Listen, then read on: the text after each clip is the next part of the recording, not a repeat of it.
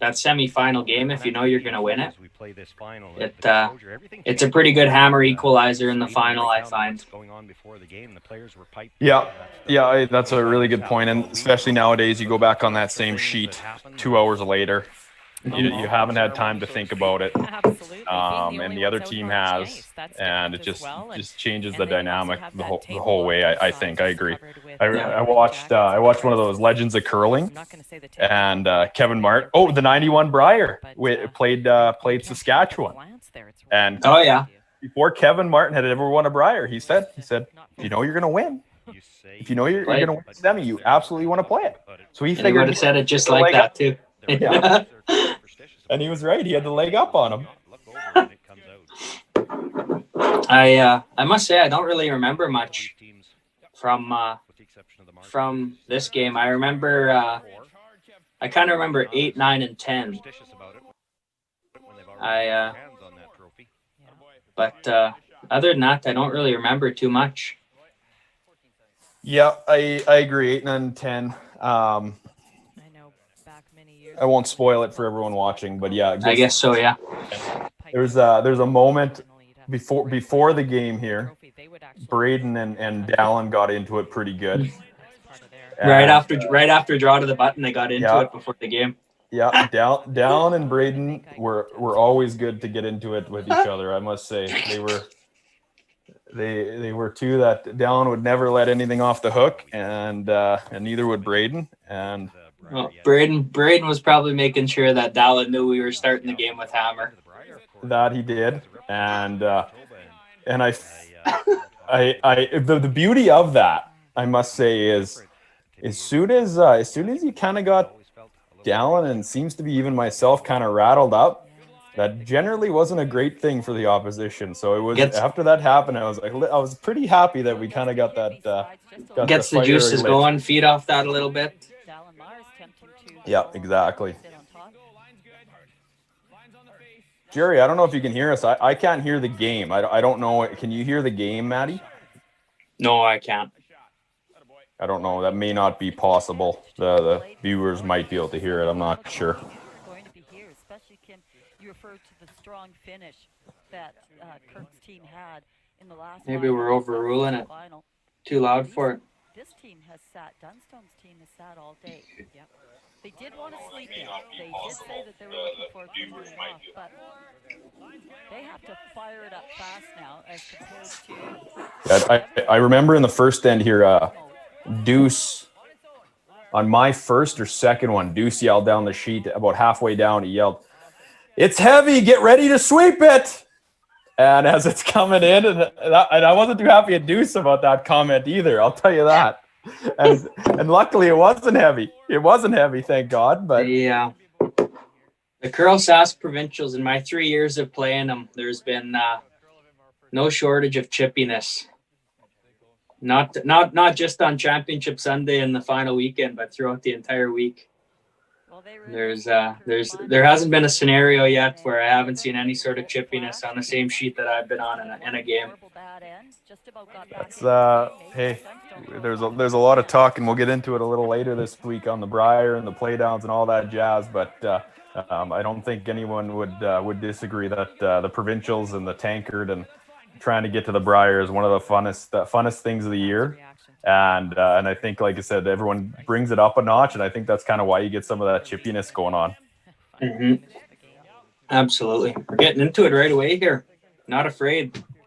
I don't remember this either. Yeah. You're trying to tell us, hey, we got a good feel on the ice. We played this morning, and I'm trying to say we ain't scared. We'll show you. Yeah. Yeah, I don't know. We must blow it up here. It was pretty unique playing in Whitewood, though, where kind of the closest you could stay was 30 to 40 minutes away in Moosomin there, and the big drive back and forth. I'm not sure how. Well, I guess you guys did okay with it because you qualified A-side, but I remember there was at one point, I think we had a 4-game day on the Friday, I believe we had, and we basically left like at 6:30 in the morning, 6:37 in the morning, and didn't get back till like 10 o'clock, 11 that evening. Yeah, that is a long day. You know what? We qualified A. You're right. I thought it was awesome. Yeah, I didn't even think about it because we'd show up for a game. We'd go back to we stayed in Mooseman there. Yeah. So, but yeah, that would be a grind if you play the one game days. You were on the slam schedule. It was nice. It was a nice weekend away. You always get rewarded for winning. That is a fact. Yeah. It worked out pretty good. Like this is the same year that Manitoba men's were in Virden, which was about an hour down the road. You guys on your night off could have went and watched some of the Manitoba curling. Yeah, you're right. When we did qualify A, we went to the patch there and had a couple beer, and a couple fellas came up to us. They were watching the Sask Provincials for the day, but they were going to Virden the next day, and they were coming back to Sask the day after that. That's awesome. Yeah, it's kind of neat. It's about as close. Like Virden's probably 50 kilometers to the border, and Mooseman and Whitewood aren't much different, so it's about as close as you could probably get a set of provincial championships. Yep, I think you're right. You had enough here, Maddie. You're time for the old blow up. Yeah. I was saying to myself, you could tell these boys have played this morning. They got the ice figured out. It's time to run. Let's take our one and run. Well, I'll tell you, you'll see it through the game today, but the Marsh boys were dialing on the run back today. I remember that. It didn't matter where I put the broom. It didn't matter what the shot was. They were making the run back and putting the screws to you. That was the difference in this game compared to the 1-2. Is their run back, every run back they threw, they were making contact with, or they were dead nutting them somewhere in the rings, and that didn't happen as much in the 1-2 game. So I think that was the big difference in this one. Picture difficult. So here is the look at that shot. Just jammed the first one a little too solid. That and the fact we were still on a Swedish time zone. Yeah, that probably didn't help. Yeah, I got to tell you, I wasn't sad when I heard you guys were decided to go play a Bonspiel in Sweden before the Provincial. No kidding. Egging us on.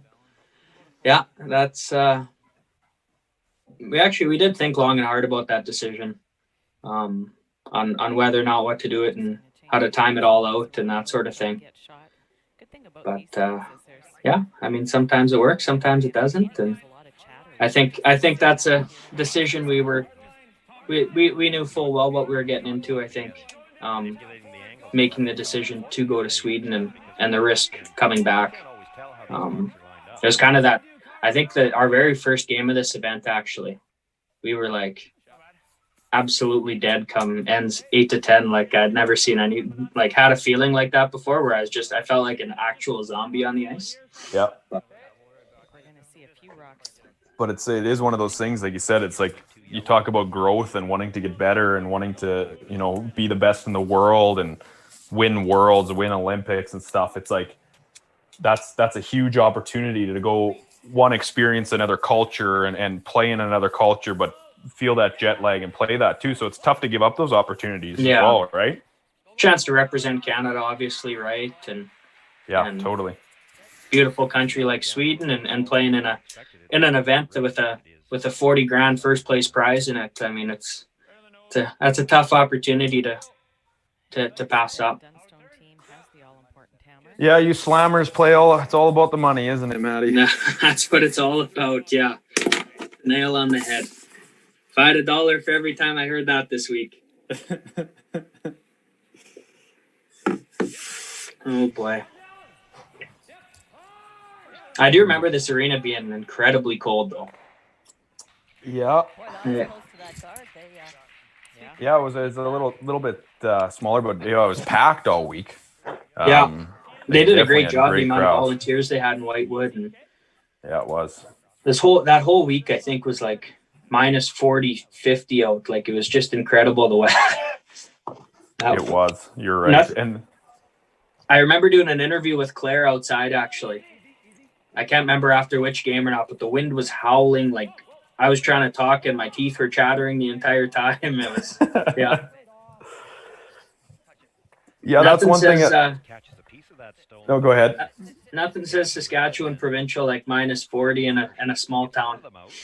Well, that was what I was going to say. Like it seems like now I've played in 10 years of provincials, and it seems like that is the time of year that it just gets cold in Saskatchewan. And Yeah. I remember the first time we played provincials with Laycock, it would have been Steve Laycock, Colton Flash, and my brother and I were in Melfort. And I remember the same thing. Like the vehicles wouldn't start. It was just so cold. You couldn't get your vehicle warm enough.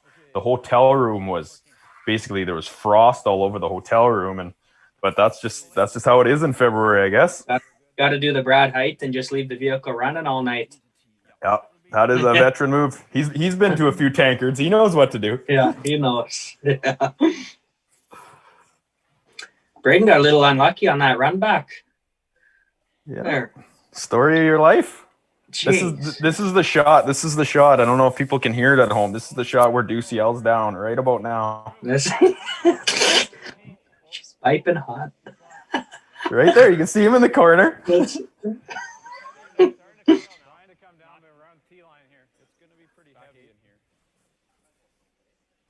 Wishful thinking, I think, but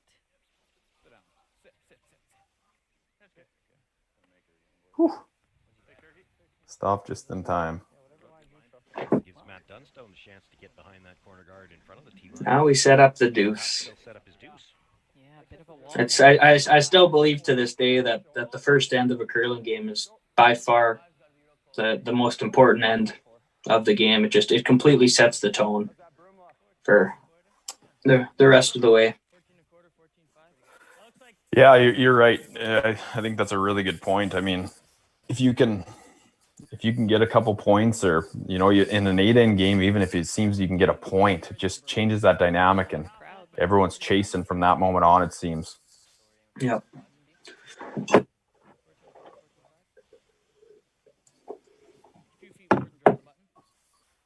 They don't even put your Tankard championship on there, Matty.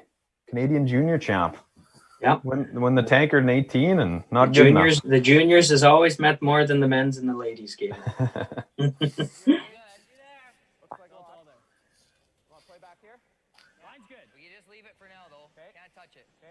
Ducey was also screaming it's heavy on this one too.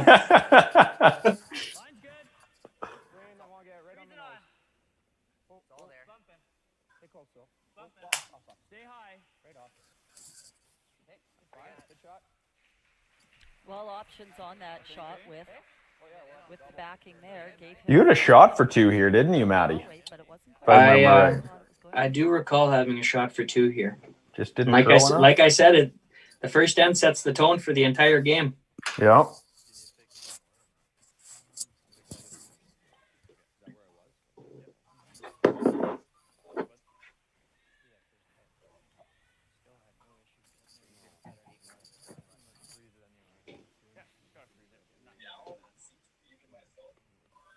Just playing the freeze, following it down.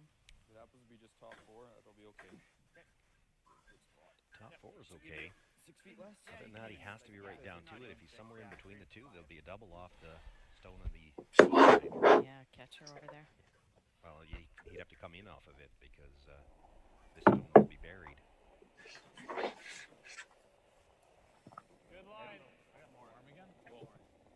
Sorry, I'm wrong. This is definitely the one he said heavy. This is the one. That's the one. Now it's all coming together. And I was heavy a little bit. That's what gave you that shot for 2, I think, as it's coming in here. Oh yeah, got the first end fresh path. Yeah. Braden Muscowie meeting it at the tee line if they can get it to bounce. Curl. There might be room. Oh, you got onto a corner of it. For 2 points here. Definitely Wasn't very makeable shot. Yeah, that's a tough miss in the first end.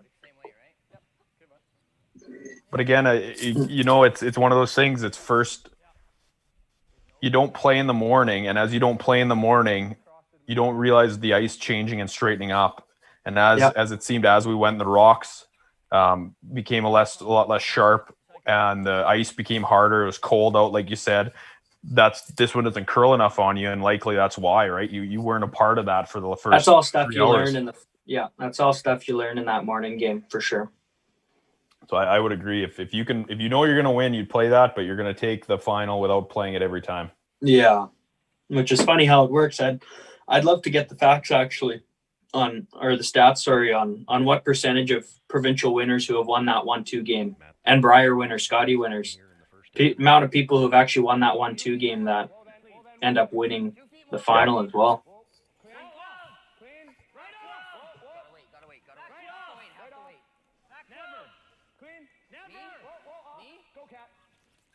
Yeah, looking like she just doesn't get up there, eh? God, it must have been close, huh? Guess you just had to throw maybe a little more weight. No, more weight. No, because you were sitting second and third there. Yeah. Well, good force, boys. I think Muscowie was always good at yelling that too. Just that's how you drive. Yeah, oh yeah. Oh, he's supposed to be listening. He told us he was going to be all over us in the comments, but I haven't seen anything yet. Haven't White ice, the ice paint people set out to develop a haven't seen too much in the comments yet. I saw D Hopley has commented, one of our great fans. We appreciate all the support that she's given to us. Oh yeah, very very nice. Very involved in the curling world. Yeah, hope you're doing well, D. And in a few months or next season, hopefully we'll see you again at a few events.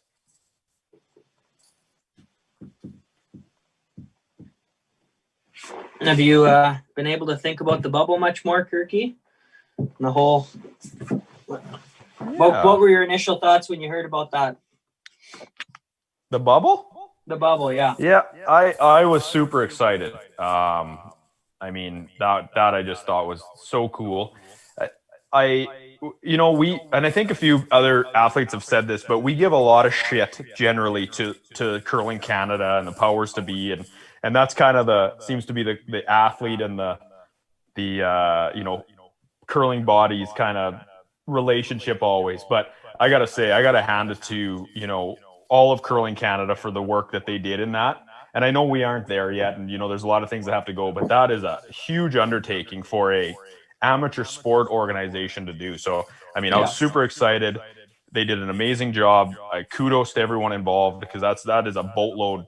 I just can't even imagine what it took. And I just can't wait to hopefully get in there. Yeah, absolutely. You? What was what were you thinking? Well, like you said, pretty impressive in the first place. Like when you're comparing it to sports like NBA and NHL who have actually pulled it off.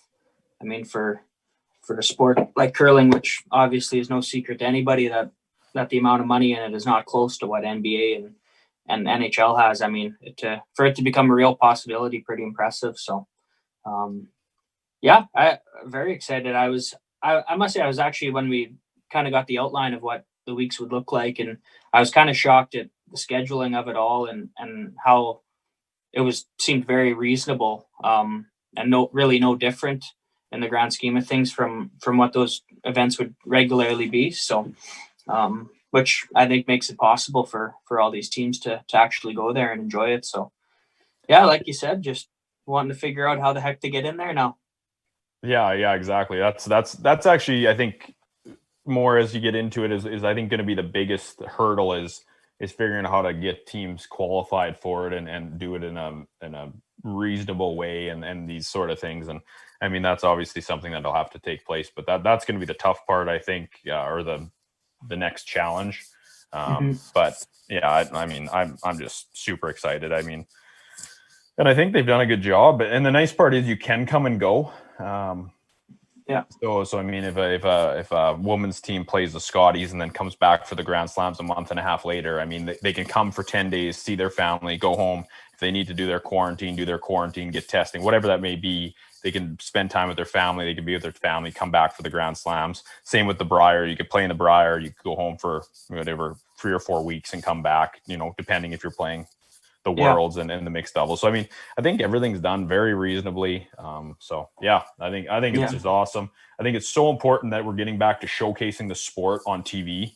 When you're a year into this, a sport like curling that's got so much traction on TV and online as well, but on TV in the last few years, we got to keep that going, and it's so important for the growth of the game. So I think that's just amazing that they were able to put that together. Yeah, absolutely.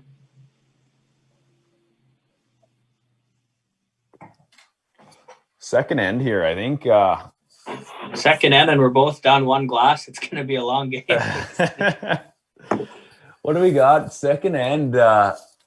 Oh yeah, this is when Braden and I got into it on this end. Now I remember what's going on here. Braden's just a shit disturber. Not making any friends out there. I'll tell you. I think I've told Braden this. I said Braden is one of my least favorite guys to play against, and one of my most favorite guys to play with. Yeah. And it's one of those things when you kind of want those kind of guys on your team, right? You want guys like a Brad Marchand type player where they're one of the best players in the game, right? And they just drive you absolutely bonkers when you're playing against them because they have that edge to them, but then they come out and they play 95 on top of it too, right? Those are the kind of guys in the game that'll just drive you nuts because they get in your head and they get the plus on you too. Yeah, you're right. I got to think about this. I don't know if it's going to be caught on tape, but I got to remember what happened there. Oh man. Anyways, it'll come to me. Your memory is much better than mine. Unshockingly enough, in regards to this game, this is actually the first time I've ever sat down and watched a provincial final. That actually ever. I don't think even the ones I've won, I don't think I've watched the full rerun. I agree. I have not. I have not either. Well, you don't have enough hours in the day for the amount of provincial championships you've won. Oh, Matty, there you go. Now you're making me feel good. You're going to be a good sales guy one day. Yeah.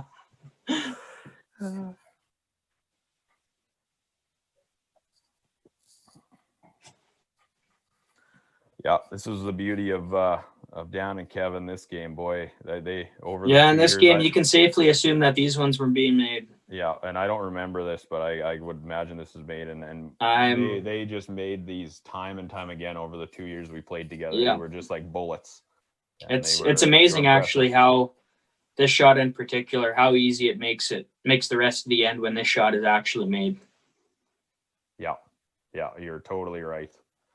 Just move them around and I guess I was wrong. I don't remember the game going like that.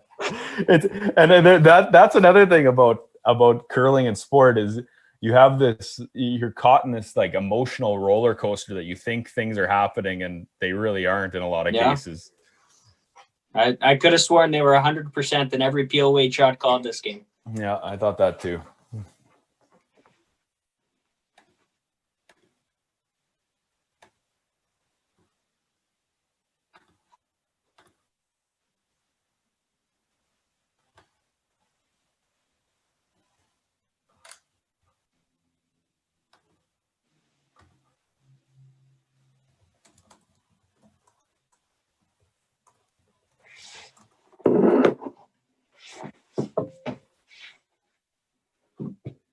This one's got to be made.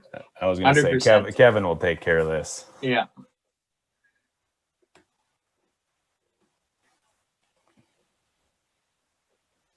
Just clean. Whew. Kirky almost overswept it. A lot of bounce off those ones. Oh yeah. They're when the ice is running a certain way, those shots are pretty fun to throw. Yeah, you're very right.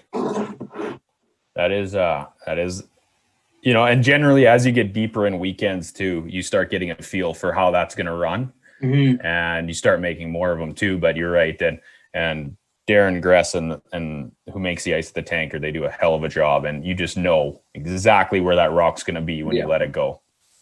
That is some of the best ice surfaces I've ever played on have been at the Sask Provincial, bar none. Very spoiled.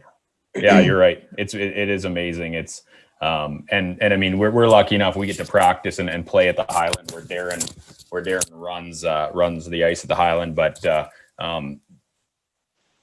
he works tirelessly, and most of the time you see him at the Tankard, he's sweating because he's working so hard to try to get the ice right for the players. I got to tell you, Darren Gress is he's an amazing ice maker. He's an amazing guy, and I actually think he might heard this through the grapevine. He might be going into the curling bubble as well. So that'd be fantastic. I know earlier I was saying how on that Friday we were at the rink we left the hotel at 7 a.m. didn't get back to 11. And we're the players. I mean, for Darren, he's getting to the rink at 6 a.m. and not leaving till midnight. The amount of hours they put in during this event is incredible. That's a long stretch, long grind for them. Yeah, you're right. They do work tirelessly. Well, there was a shot by Mr. Kevin Marsh. There's the run backs I plant. remember. Those are the run backs I remember in this game. I think you make this run back, don't you, Maddie? If No. I know myself like I think I do, this is as good as made. I don't remember for sure. I think I remember my next shot, but I don't know for sure if you make this. No, I don't think I do, because I do think you get 2 in this end, actually. I do, but because I know my next shot, I'm making something. I don't remember what you did on your second one. Maybe I dead stuff it. No How's breaks. it going? Who's There's winning? Claire. That is bad. Kirk's The winning. second end. Is this a heater? I'm up 1-0. Is this the one you win or lose? This is the one I win. Okay. Yeah. That's my boy. Ooh, thinking about coming around. Dangle the bait. Hope I missed the run again. Yeah, Spanky for 3. We'd have been done in an hour if I'd have made that one. Yeah.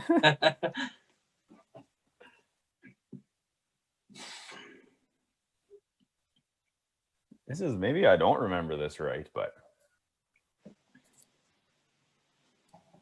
Well, I have a hard time seeing you not get 2 here. I do get 2, and I remember this draw, but I don't remember.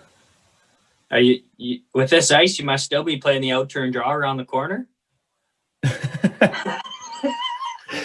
The way I throw my out turn, maybe, eh? Not sure. It works for both shots. And I think this is a great call here. I think it's very easy to get in a scenario like this where you kind of get a small miss like that, and you kind of force the issue and try to make 3 out of really nothing necessarily, right? Like 3s have always come from like accidentally, in my opinion. Like I think it's very difficult to actually generate a 3. They usually always come from mistakes, sometimes from yourself, but the other team too, right? And in a scenario like that, where if you do come around that corner guard, that's one run double, which is from that length is a shot that's made by plenty in today's game, right? Yeah. Where suddenly you're forced, right? So I think it's a very smart call where you got a scenario like this where you're guaranteed the 2, that you actually do indeed take it and play the easy shot. And obviously we're not going to force the issue to try and again make something out of nothing. We're going to hand you the 2 always. Whereas if you go around, you force us into playing that run back, and if it's made, you're forced, and it's just a whole new ball game. That deuce in the second here, as opposed to forcing. Yeah, I think you're right, and I mean, to some degree, it comes down to who you're playing and what the strengths are and everything, and you're going, you just played an intern run back and missed it by an 1/8 of an inch. Mm-hmm. Certainly, you're likely not going to miss the second one. And even if I decide to go around that, like you said, you can miss that next one by a 1/2 inch and still make it, because now I've bunched up my rocks in there, right? So yeah, exactly. Now you got a pretty easy ho-hum draw to the 8-foot for the deuce. Oh, I remember what happened now. So because here's the story. So in the 1-2 game, we had hammer and you guys didn't. The second end is played. You guys end up getting 2, or sometime throughout the game, you end up flopping that hammer on us, and Braden says something like, "Way to go, boys. Now we got him." Something along those lines. Do you remember what it was? I actually don't. Oh. I do remember there was a comment about hammer being flipped whenever that did happen in the 1-2 game. And then as soon as hammer was flipped in this game, Dallin gave it right to us. I remember, Dallin or I think it was me, and then Braden, I gave it back, and then Braden said, "Well, you're gonna have to do more than hit the paint to beat us this game." Yeah, I refuse to believe there was not comments back and forth after that draw to the 8-foot there. Oh yeah, that was gold. Gold. This commercial was shot up at the PA Curling Club. We got to experience that. Is that the first time you'd played in PA, Kirky? No, I was we played a provincial there in 2010. Last year I played with Josh Height. And we played a provincial there. We lost the 3-4 game to Cody Hartung that time, and that was when Braden won it with Matt Lang and the Knapp brothers. Oh, yeah. And beat Mike Armstrong and Colton Flash in the final. That was up in PA, but I probably played there 4 or 5 times growing up. It was only about an hour away from where I grew up in St. Gregor. And so we would go up there for bond spiels and qualifying bond spiels and juniors and that sort of thing. So no, it's a beautiful rink. That northern Saskatchewan area is just it's a hidden gem across the entire province. It's it truly is some beautiful countryside up there that not a whole lot of people get to experience, but the times I've been up there, it's been unreal. Yeah, you're right. I agree. It's northern Saskatchewan is so beautiful. People don't necessarily think about Saskatchewan in that element, because I think a lot of times they're driving through like Highway 1, Regina, Swift Current. You don't see, and I mean that has its beauty in its own right, but up in northern Saskatchewan, it is just gorgeous. Mm-hmm.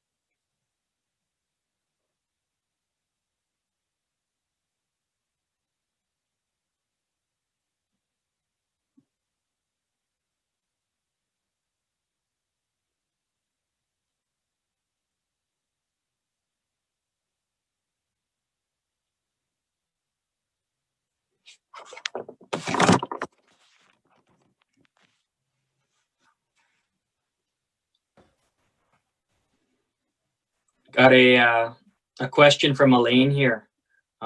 Is there a date set for provincials? I'm assuming that this is with the bubble that is being referred to. Yeah, I don't think there is, Elaine. I don't know if you know anything else, Maddie, but I think we probably know most of the same information. There's definitely no date for provincials. I do believe Curlsask has plans on how they're going to execute provincials. I don't think it's going to look normal or the way it always has, but it's definitely a moving target. Right now, we can't curl in Saskatchewan until December 17th. Likely that'll be extended. I mean, numbers are still going up, and I think we can all agree that we got to keep everything safe here for a little bit and get those numbers to go down a little bit before we can think about curling again. So it'll be a moving target, but ideally we can play some sort of provincials by the end of January, but I think it's all going to be a wait and see at this point. Mm-hmm. It's pretty much the same across the country. Say pretty much every province is in that predicament right now. Yeah, and it'll be interesting how it all shakes out, but I think patience is of basically all you can do at this point. Joanne Crocker's asking why no masks. Kirk, you want to take this one? Or yes, Joanne. Why aren't you wearing a mask, buddy? This is Joanne. Sorry, we should have verified that, but this is actually from a couple years ago. We're just commenting on the provincial final that we played I guess it would have been 2.5 years ago, or 3 years ago almost now. Is that right? No, 2 years ago. So it was just a provincial final we played 2 years ago, and we're just commenting on it here today.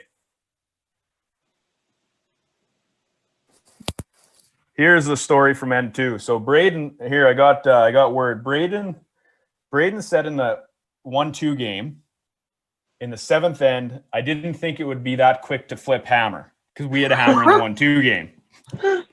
And then in the 2nd end of the final, because you guys had hammer, we had flipped hammer, and I went by Braden after I made that draw and said, "Oh, I didn't think it was gonna be. I didn't think we would flip hammer that fast." And then Braden gave it back to me. Oh, the good old years, eh? And I must say, Braden and I go back with that chirping since we were 14 or 15 years old. So we played against each other when we were 14 or 15 in like the Canada games. I played with Josh Height. Braden played with Matt Lang, and we went at each other like no other. And then we ended up playing together in 2011, winning the Canadians, going to the World Juniors, and then we played together one more year, and then we separated after that and went our separate ways, and the chipping started again. So it's been a long career with Braden there. Oh yeah, and you guys this is kind of your 3rd separate occasion now, I guess. Would it be where you guys have played together now? Well, I guess it would be our 2nd. Like we played 1 year of juniors, and that was the year we went to win the Canadian juniors. Right. And then we played 1 year of men's after that. And then this is so we played 2 years in a row, and then now this will be our 2nd rendezvous together. That's the funny thing about curling is you have those scenarios. You never really know who you're going to be playing with next too, eh? So it's funny how you can get into those scenarios with guys and you're chirping each other on the ice, and no longer than 6-8 months later you're on the same team as them. It's a funny sport in that sense. Yeah, you're right. It is crazy. I remember. I'm not sure. I'm not sure if I'll think about that story a little bit there. That one might be for later. Couple more glasses. Maybe we got to save some good ones for tomorrow night too, Maddie. That's true. A couple more glasses of wine and the stories will be coming out. The real stories will be coming out. Well,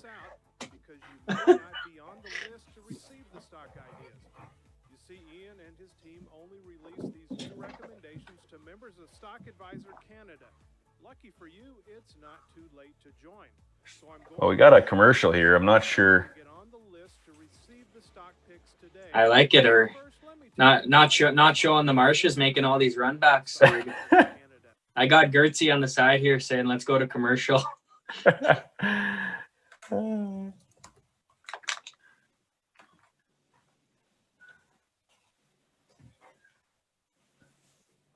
That was the fine gentleman who reminded me of that story was my dad. He must be listening in, and he sent me the note. So yeah, and old Lyle was never shy away from a good fight on the ice at the Tankard either. So the good old days at the Tankard. Yeah, it's amazing. Amazing what happens when there's a Purple Heart and a green jacket on the line. Yeah, and like we said a little while ago, I don't know, man. There's not much better in curling than that. But like we said, we'll talk about it at some point here. But that's the tough thing about what's going on in the curling world right now, and what the next step is for our sport. Because man, the Purple Heart and the green jacket or whatever jacket you're going to represent is pretty awesome. Yep. Yeah, it's only the 3rd end. We'll touch on that come in 6 or 7. I've said more than my fair piece this week about where I think the sport of curling should head. So yeah, I think anyways, that'll be a good conversation. Perfect hit and roll from Catlin there. So yeah, we're just waiting for Dan or Kevin to miss one of these. and it isn't happening. No, not today. Yeah, they were unbelievable that game, the Marsh boys, and I must say I'm glad Dallin and Dan swept as hard as they did on my last one too. Yeah, That'll be in it. That once we get into 8, 9, 10, that'll be a fun conversation between you and I think, because there's one question I want to ask you specifically, and one thing that I'm not going to say it by no means didn't win or lose us this particular game, but I was happy you did it. And like I said, I don't remember it all, so I have no idea what you're going to ask me. So it's going to be a pretty candid answer. It'll be good. It'll be good. And I don't even know. I don't think you necessarily could have done anything different. You guys were just set on something, and it wasn't. I was very happy you were set that way. But anyways, that'll be the neat part about this. Yeah, down the stretch, it's funny. That's when you see the cat and mouse kind of game, and who's going to bite first. Yeah, exactly. I guess up until this point too, Dan and Kevin had kind of been the only two that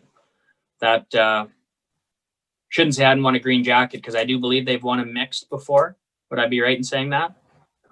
Yeah, Kevin did. Kevin won a mixed with Bruce Cordy and his mom, actually, and they had won that 2011 or 12, I believe, and Dan had not yet. So, but yeah, it was their first green jacket, this one, by the end of it there. But they played in the final against you and I. Yeah. In 2018 there with Flash. So it was their second provincial final. Just two of them have been such good players in Saskatchewan for such a long time too. Yeah. And that is a fact. They have always been two of the most solid players that I've played against ever since we were kids. And I mean, they're just solid athletes. They have solid mechanics, and they were always there, and they were always really tough to beat, and they still are. We played them a few months ago with Flash, and it came down to the wire, and but I would imagine there's going to be a lot of battles. Yeah. We talk about chirping on the ice now. Just wait.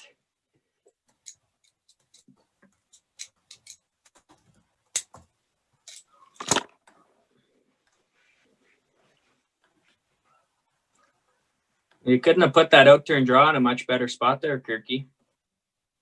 That one, I don't remember that one. Looking at this call, I'm not sure if I actually think this is the right call at this point, just based on don't really have a clear path to the forefoot just to score. Playing this freeze, I'm not sure what the heck we're doing here. And you're just freezing it. You're just trying to get a shot, hey? I don't like that's this tough. one. I don't like this one bit. You must make it. I must say, my first thought in this scenario would be play the angle run back on the red corner guard and try and stick it in the house somewhere. That way, it kind of opens up the out turn draw for the single point if need be. Yeah, you're right actually, and yeah, you're like you said, even if you don't stick it, at least you're still going to have an out turn draw somewhere. Yeah, or a hit. Past me must have known something present me doesn't know. Oh, I do remember this. Look at that. Called and made. Hey? Come on. Wasn't that called and made? Good thing we're not playing called shot. Oh, right on the X. That's why we play it. You know, you and I never beaked each other, but that would have been a good moment right there. I think you deserved one. Yeah, well, I've never been afraid to let people know when they've made a shot they haven't called. So I do deserve it every now and then.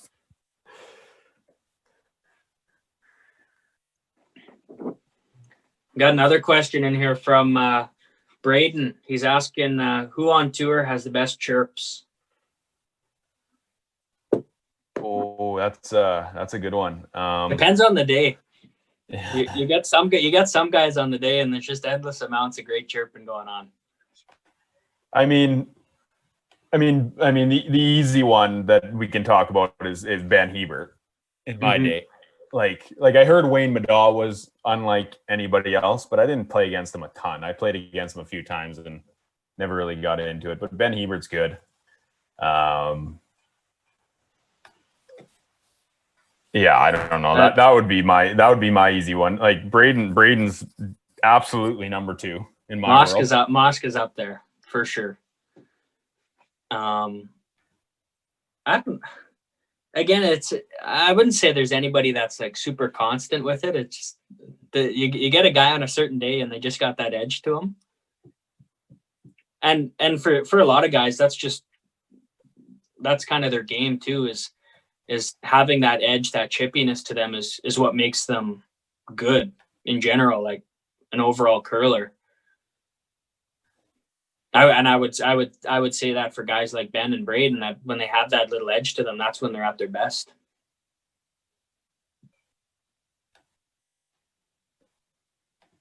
Yeah, I think absolutely that's part of it. And you know, I listened to the Inside Curling podcast this last week with Nolan Thieston and you know the two wise men there, Warren Hansen and Kevin, and Nolan made a good point. There really should be more of that in curling, that back and forth players and teams like ragging on each other and creating those rivalries. Like, I mean, to some degree we had it the last 2 years in Saskatchewan, but like we didn't really want to go there either for whatever reason. But I think that's powerful for curling going forward. Like, to get that kind of edge, that funness about it. Nolan was saying that, and I think he's right. I don't know. What do you think?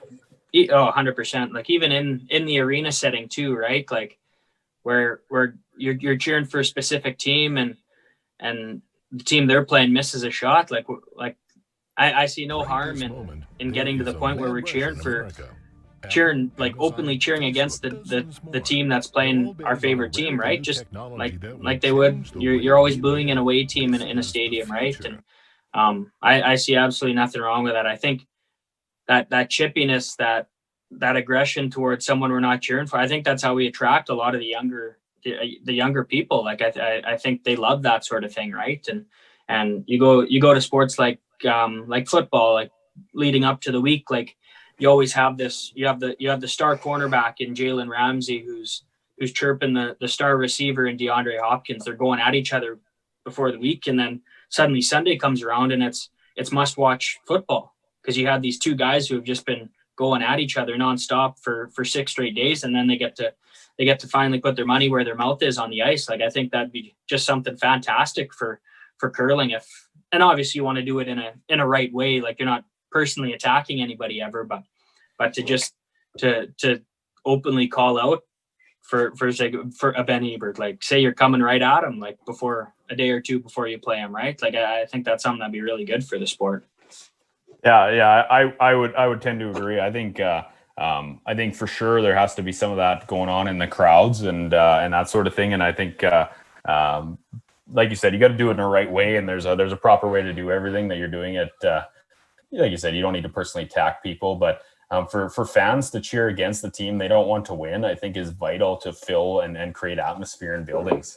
Absolutely, you see it in all sports, and I think that's just that kind of the next phase of curling. Yeah, I would love to see that. 100%. We got a few questions here. Who's the best chirper on this current roster within the team? Adam Kingsbury, the coach, the captain. And I think he wants us to say us or him. Sorry. Oh. Yeah, he wants us to say him.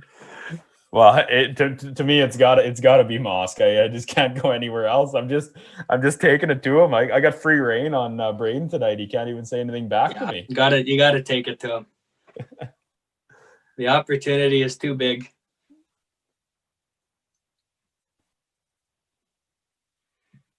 That's kind of the beauty of the team dynamic of this team too, is we all we have our fair share of kind of digs on each other too, but we can all like it's in a fun way. It's always presented that way. And it's kind of how we sort of what's the word for it? Just lighten the load. Like if in a pressure situation, like none of us would ever be afraid to chirp somebody, and we all have a laugh about it. And it's fun in that sense. Like, it's a great way to break the ice, I find. And it's one of the special things about this team dynamic is we've been around each other for so long and know each other so well that we know a lot of things about each other that a lot of people wouldn't know. So we can make those digs and have fun with them. Yeah, I think you're right.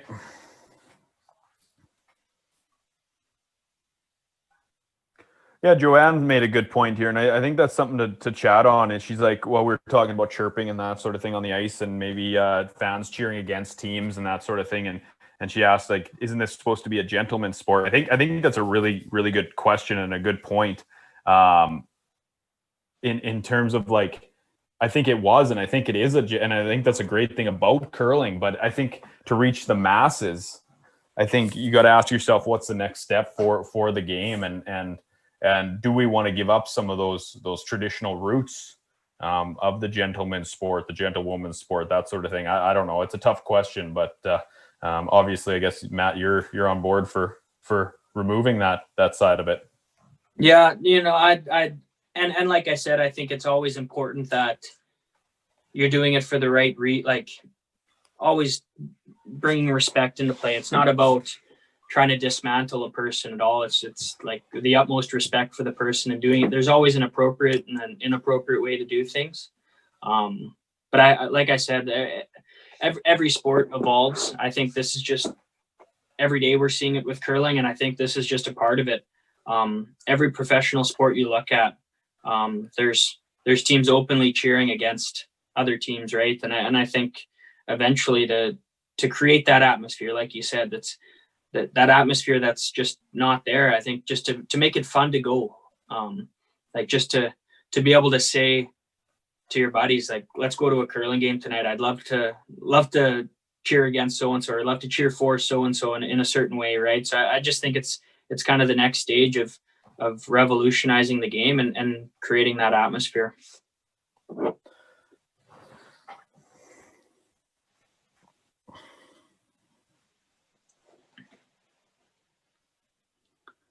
Oh, this is there was a lot of red rubies in there before that run double. I think this whole end, if it's coming back to me, there's a lot of red all end here. Maybe, if I remember this right. Again, we play so many times at the Tankard. It's been 4 or 5 times in the last 2 years. Mm-hmm.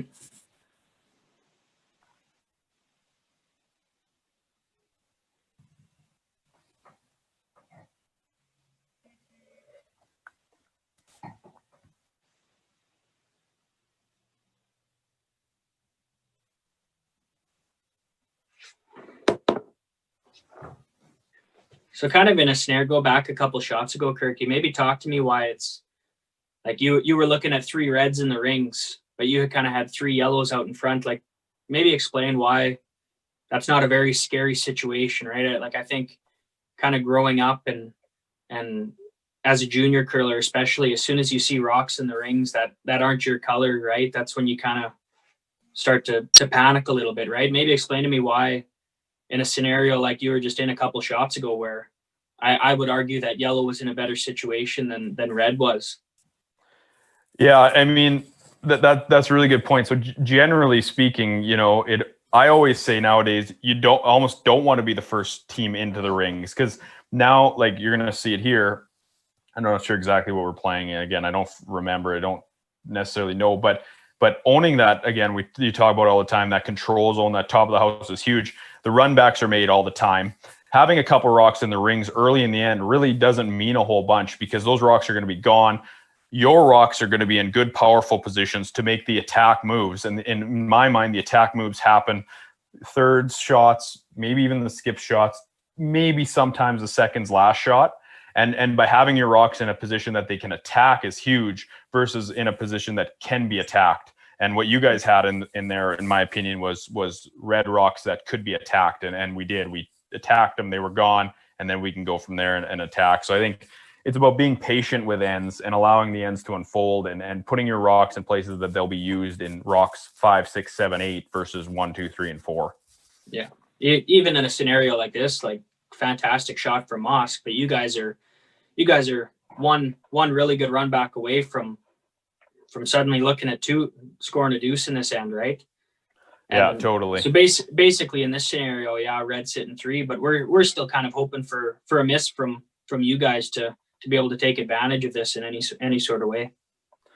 And again, I think it's really powerful and important for teams to talk about what they want to play, what they're good at, what a certain player wants to play in a situation, what they feel comfortable attacking in, and then trying to set yourself up for those situations as well. Just to say that, well, it's easy because I have a draw here. That doesn't necessarily work if the player doesn't necessarily want to play a precise draw in a certain situation. So I think it's important for a team to understand what each player wants to do to attack or save an end. And I think those are important conversations for all, young teams, any team to have. Yeah. And I think always playing to your team strength is always going to be something more powerful than trying to play to your opponent's weaknesses. I agree. Double down on your strengths. I think there's a business guy that says that. I see him on social media. Double down on your strengths. And to add one more wrinkle into this, it's tough to do in curling, but trying to not let your opponent know throughout the years and the year and the season what your strengths are. So trying to maybe pick different times to play different shots against teams so they don't think that you love a certain way of playing. And that's kind of something I've kind of caught on to in the last probably year and a half, 2 years. Yeah, I actually there was a point last year I found we got caught on that. So like the Grand Slam that we had won in North Bay, a lot of our first few ends were, especially if we had the hammer, the team would go the tight guard and we'd go to the open side, and at that slam, teams would kind of play right into our hand and hit that open one, and we'd hit blank the very first end. And suddenly we go to one slam later, 2 weeks later, we're playing similar sort of teams. They're going tight guard, we're going open side, and instead of them hitting it, they're putting the high guard on us. So obviously they had put that in the memory bank, what we were trying to do early on in the ends. And I don't know why, but we didn't think people were going to catch on to what we were trying to do. And suddenly they came up with a solution, and now we're looking at like, oh my goodness, now we're in one. And then we still played well at the slam, but we went 1-3, right? So it's definitely not going on like on repeat, smashing the repeat button for every single event you play. Always giving teams different looks. As soon as you become predictable, teams today are way too good that they're going to figure that out and know how to manipulate that in their favor. Yeah, I think we're bang on with that. It just doesn't take much, especially now with all the video and all the TV games and everything. It just doesn't take much for teams to figure out, I guess, what you're good at or what they think you're good at or what they think you want. And the key to curling is make the other team uncomfortable, make the other skip play uncomfortable shots, whatever that may be. And now at the top level of the game, that skip is going to make 90% of their uncomfortable shots, but they aren't going to make 95% of them. And that's going to be the difference maker. Yep, it always is. We got a good one from. Oh no, go ahead. Let's continue this one. I was just gonna say, I guess at this point you're kind of looking for a way to score. There's no real great scenario here for you to try and pull out a deuce unless you do what I did last end and make a shot that wasn't called. That's kind of the only way. You're playing to score at this point. Yeah, totally. And I'm looking at this now, and I think, at this point too, yeah, like you said, I'm looking for a way to score. The nice part about it, if I do make this run back, I hope to roll off the center line too. So I hope to come across the face of it. Then it really opens up for sure my out turn, and then maybe even a hit on the in turn and maybe an in turn draw. I don't really make remember this what one happens good. You're going to have a relatively easy shot to score. I think I make the nose run now that I think about it.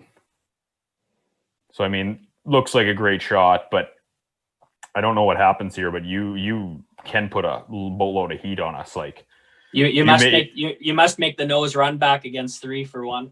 Jeez, do I? I don't remember, man. Like I don't know what happened. This is good because I don't know what happens here, but yeah, same thing. Like if I make that shot, say I don't make that run back looks great. But really, if I just peel that guard, I'm in the same position. I did notice that you after you let go of the run back that you were laying on the ice, so I might assume that this draw picked and you had the gimme. See, and that's a good one for the young players out there too. Is make sure you put stuff on the ice after you're done your shot. Lay on that ice. Put some little bit of lint fell out of your pocket when you were laying on the ice there, and oh, man. In my junior learn to curl days, we had a guy that had potato chips falling out of his pocket while he was sweeping. So I know all about stuff on the ice. Yeah, that's just the tricks everybody learns as they go. Well, this one you must have had a lot of heat on us, Matty. I don't know how we got out of this. I assume we did, just given that we won. But because I mean, you give up a steal here. Yeah. Ugh, that's bad. I don't think I do ever remember being 2 up at any point in this game. I just make this draw. Now it's coming together. I come through that hole. Yeah. That's not the easiest. Like, that's a good shot you just made there. You go. I don't think I play this. I think I play intern draw to the back one. Looks like it makes sense to me. I'm pretty sure I play the intern. Because that outturn hadn't been touched. I'm pretty sure I wanted to play it, and I think Dallin and Dan told me no chance. That's what, again, I don't know if the people at home can hear that. We can't. And it's funny though, in scenarios like this where you kind of have both ways to the forefoot, it often is the front end that kind of gets to make that decision. Like they'll kind of be the convincing factor. Like, you know, Kirk, we know this spot a heck of a lot better than we do that side, and they kind of make that decision for you, right? Because as soon as they have doubt in a particular path, how can anybody possibly throw that when they've planted that sort of doubt in their mind too, right? Not necessarily doubt, but just saying we know this side that much better. Totally. I think it's a confidence thing too, right? They go, I know the intern, Kirk. I don't know the outturn. Then it puts confidence in the thrower, right? And say, yeah, absolutely, I'm in. Now, totally again, we got to contest with maybe a little bit of a corner guard here, et cetera. Not much, but I agree 100%. It's putting that confidence in the thrower that the sweepers are going to be able to put that there for you. Yeah, I do think a lot of the time the sweepers are kind of the ones that make the call on this particular shot. Couldn't agree more. And obviously they knew what they were talking about. I had it figured. And that's another moment. Don't you touch my rocks, Muscowie. He didn't even let her stop. He didn't want to know. He didn't want you to know you had the nipple hole in your back pocket. Yeah, unreal.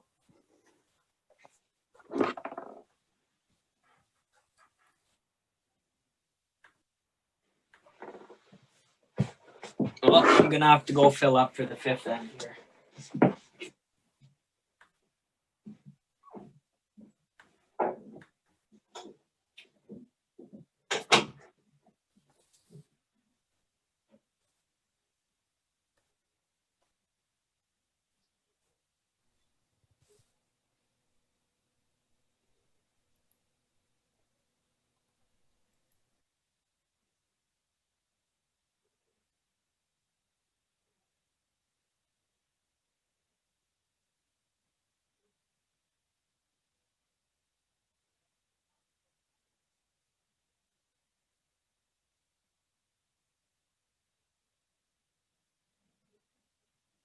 Out here on the ice, that's different as well, and then you also have that table off to the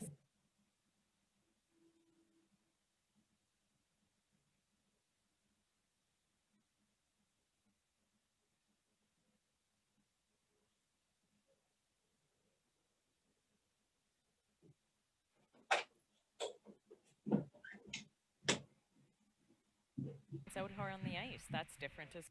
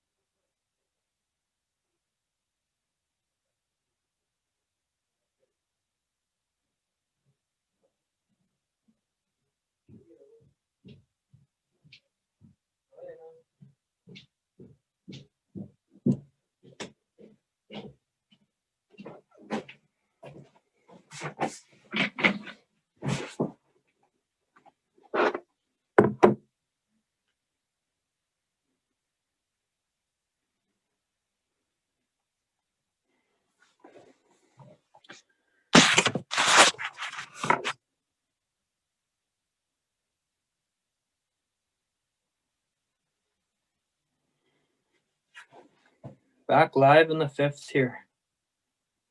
Karen's asking, how are you adjusting to not sweeping behind the tee line? Does it make a difference in games? So, probably a question for me here, I guess.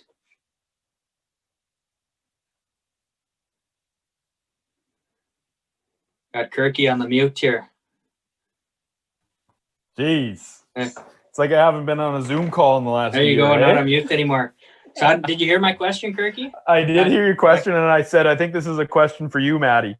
Oh, and I think I said the I'm same just a thing. second now. I said the same thing too. Well, Karen, it's been an adjustment, that's for sure. It's I wouldn't say it's made an enormous difference in the outcome of games or specific shots, but I think just the optics of actually watching an opponent's stone kind of grind to a halt in a tee line or a hit and roll. It's kind of funny. I remember in the super spiel we put on in October, Cody Hartung's team had a nose hit to win the game and beat Flash's team.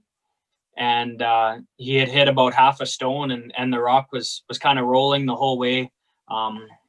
Looked like it was going to hang on still, but obviously Flash's team couldn't sweep the rock at all. And sure enough, they had to measure it to see if it was in or out, and it ended up being out. But it's just, in that scenario, all you want to do, and you're just so used to it, being able to sweep the opponent's stone. So I think just more or less the optics of it are very difficult to watch the opponent's stones. And I think, Kirky, you had mentioned before that you wouldn't hate this being just a full-time rule in general, right?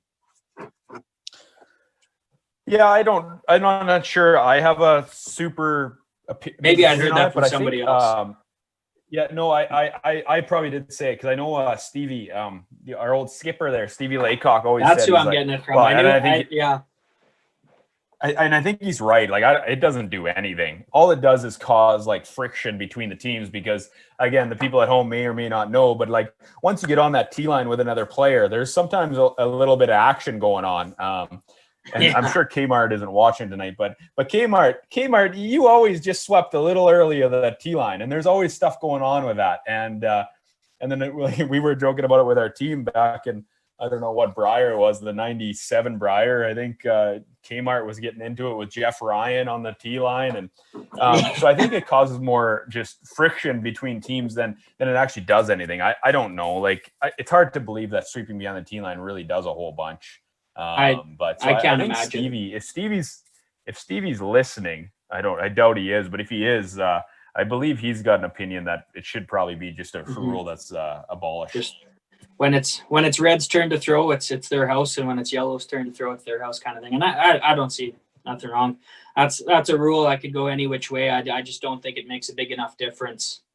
Any which way, like you said, it's fun for the chippiness though. Yeah, it is. And you know what? I think, again, I'm using everyone's names without knowing for sure, but I believe Pierre Charette is a proponent of allowing, like you said, if it's the Yellow Rocks playing surface, they can sweep any rock. So they could even sweep the opposition stones. And I think that would kind of be a fun thing to try out. I believe, I'm saying that without knowing for sure, but I believe Pierre was kind of a believer in that. And I think that might be a fun little scenario. One of my go-tos when things aren't necessarily going my way out on the ice, I like telling guys they sweep before the tee line, even when they haven't necessarily, just to help me get over what the heck's going out on the ice. You're learning way too much from Muscowie.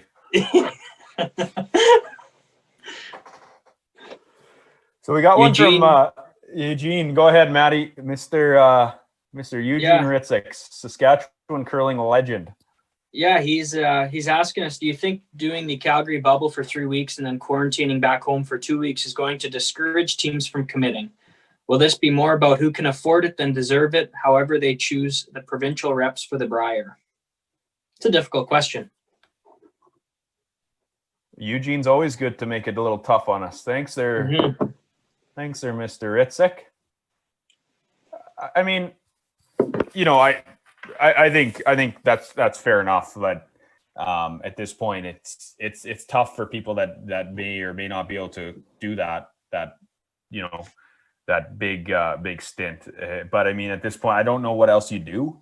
And you're right. Maybe it is about who can afford it or who has a lifestyle or a job that can accommodate a quarantine or doesn't have kids or that sort of thing. I think you're right, Eugene. It absolutely could create that. But at this point, I don't know what else you do. To me, this bubble is great for the curlers to be able to go curl. But I think it's, and I've said this for the last few months, is absolutely vital that we continue to showcase the sport of curling on TV. And how we do that, I mean, is obviously with this bubble. Maybe not everyone can participate in that, but for the growth of the game and to sustain the momentum that we've had over the last few years of growth in TV and kind of that star power of the game, we have to get it back on TV. And I think that's the reason for the bubble. Hopefully all the deserving teams can compete, but I think the reality is some may not be able to make it happen given their lifestyle or job. And that's the way I look at it. It's more about showcasing the sport and getting the sport back on TV than it is necessarily about the athletes. Of course, I'm super excited about being able to go join that bubble. And I hope all the other deserving teams can. Hopefully we can as well. I mean, we have no clue whether we're even going to qualify for that bubble at this point. It's all up in the air. Yeah, I totally agree. And nothing I can really add or subtract from that. I mean, there's no perfect scenario at this point, especially in a season like this. So just back to the game here. I think this is another scenario where you have that guard and you're buried behind that guard. I think I like our call where we're going to the open side and that's where we create that risk for you, right? Whereas if we were to come around this guard again, you're one run back away from making two reds fly is now you're one run back away from still in jeopardy of giving up a deuce here. I don't know, maybe Kevin makes the run tick double here, but sit for shot. For shot. There it is. Whereas in a scenario like that, where if he hits that rock in the exact same spot he just did, and we had gone around, two reds are flying there. So I think it's just another great scenario where it's so hard to create a three. I don't know if it's actually possible without any sort of miss, big drastic miss on the opponent's end. Yeah, I agree. I think it's so important. And it's kind of been an evolution of the game. You know, when we were growing up, or I was growing up, you're a little younger than me, Maddie. You watched the slams and I watched Howard and Martin play about 20 times.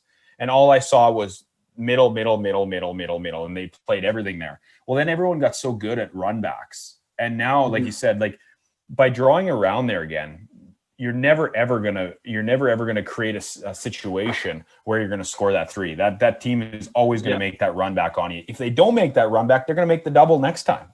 Yeah, like you're never getting out of it.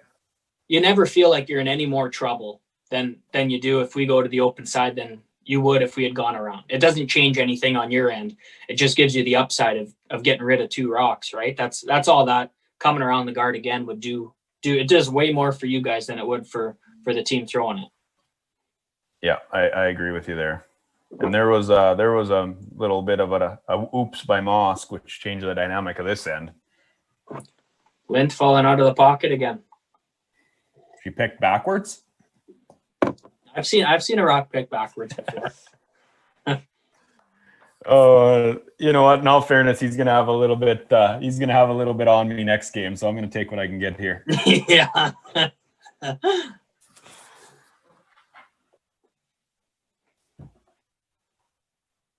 See, this is an interesting one too, and I'd like to get your thoughts, Maddie. Like obviously we're coming around this guard, but this is a very precise shot too, because if I end up coming a little deep to the wrong spot, then you're making a little double or a hit and roll into me to lie two with one buried. You could then get 2 or 3 points on us. Yeah, like I think the key with this shot is putting in a spot where I can't make any sort of roll or double off this particular stone. Whether that be trying to overbury it, get it to the other side, show half on the other side as opposed to on the center line side, right? Because then I can kind of make something off of that. So I think the key here was making sure this is absolutely buried so I can't come off of it. And there is an opportunity here to make that double now, right? Whereas if you're right to the tee line or top of the forfeit, so definitely a bit of a mistake here on where that one actually ended up.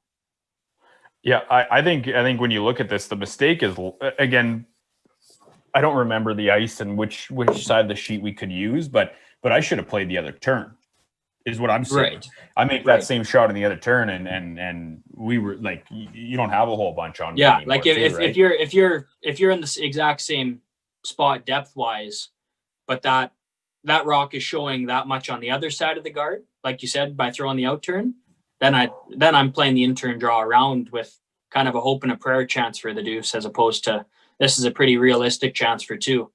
I do think this is actually made. I think. Again, if I know myself like I think I know myself. But again, I don't think we give you two here. So like, no, something. Do you get any deuces this game? Like other than that third end? I don't remember.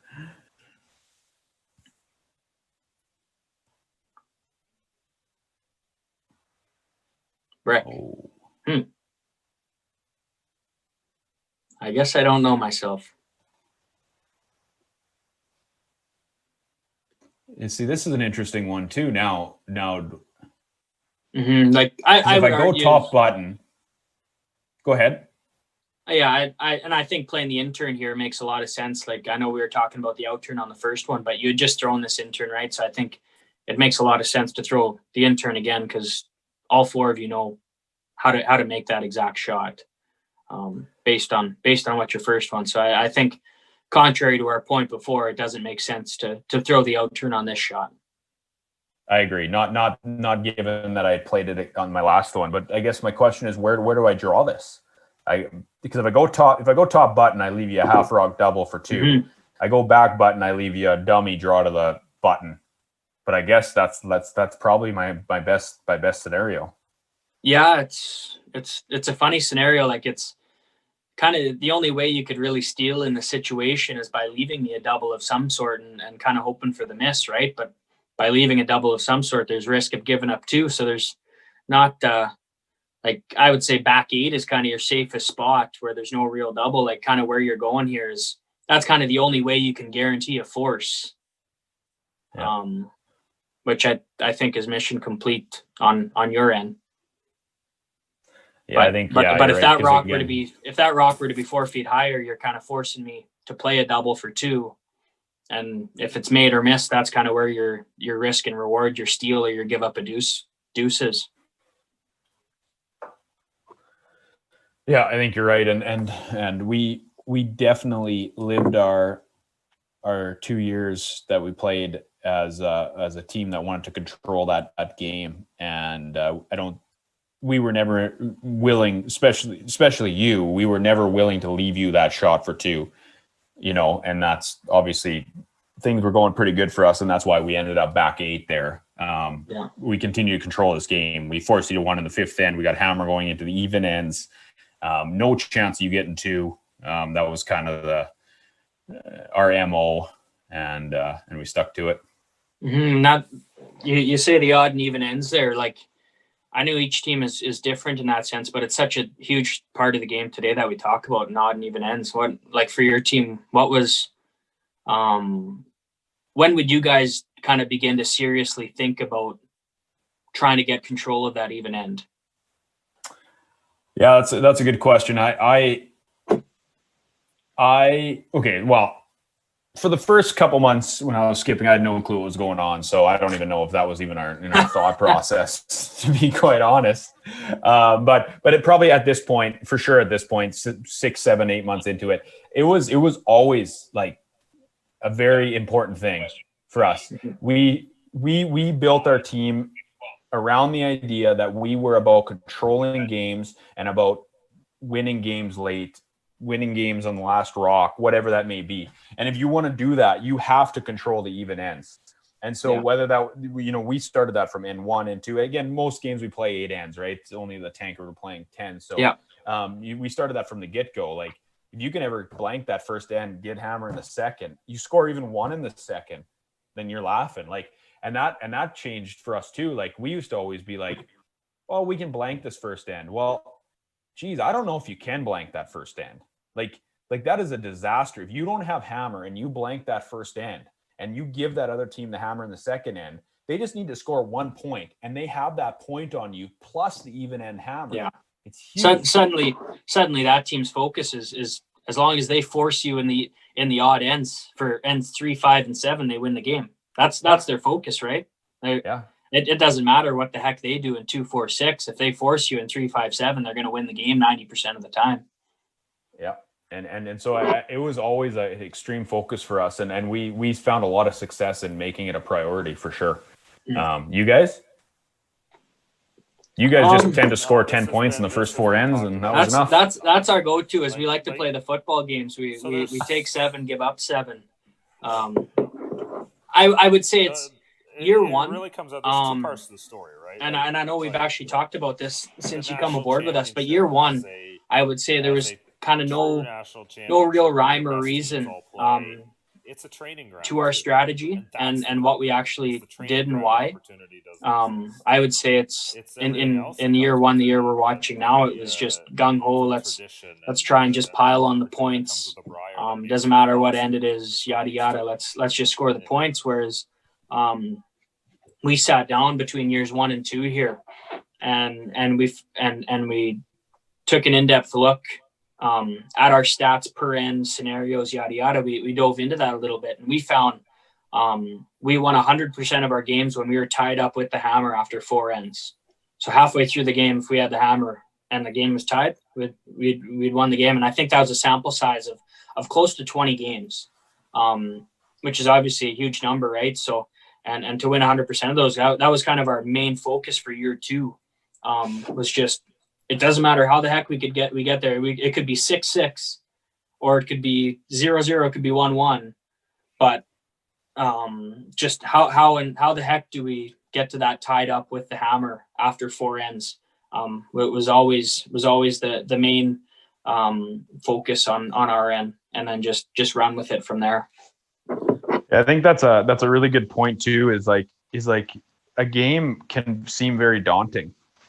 And if you can break it down into little segments, like you said, if we can be tied up with after 4, and then you've kind of accomplished that first goal, and when you go into that game, like, that's the focus, it becomes a lot more manageable. And I think that's huge for kind of young teams looking to kind of build their strategy base.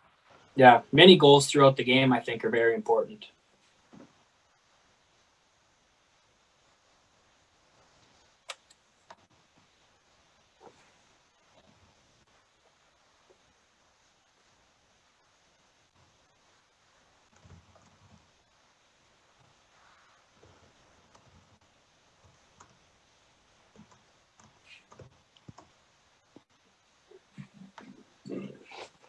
We're into the 6th end here, the last push. I guess based on what we had just talked about,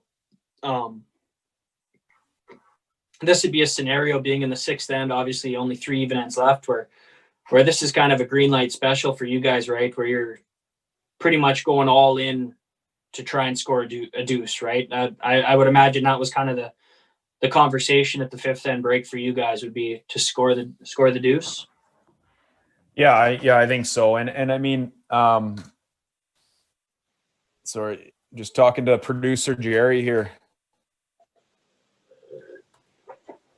I think you're right. And I think this is kind of how I've always viewed this too, though, is there's an element of the only thing we can't, and maybe that's a negative and a pessimistic view.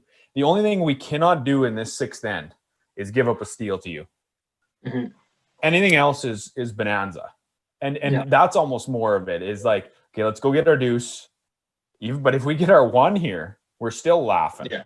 Let's get a deuce, but do not give up a steal. Yeah, like, and that's a tough mental thing, and something we've always talked about and worked through. And I think King Adam Kingsbury, our coach here, is something we can work through too, is like how you frame that properly. Because you want to still put the gas on the pedal to go get it, but not at the risk of giving up that steal, right? And so it's kind of that back and forth. And I don't know if I frame that properly in my mind yet. And I think that's something I need to grow into. The right amount of pressure on the pedal. The right amount of pressure on the pedal. That's what you're looking for. Yeah, that's a really good way to view it. And I don't, maybe people don't ever figure that out, but I certainly don't have that figured out yet. In my mind, I don't know how much pressure to put on the pedal some days too.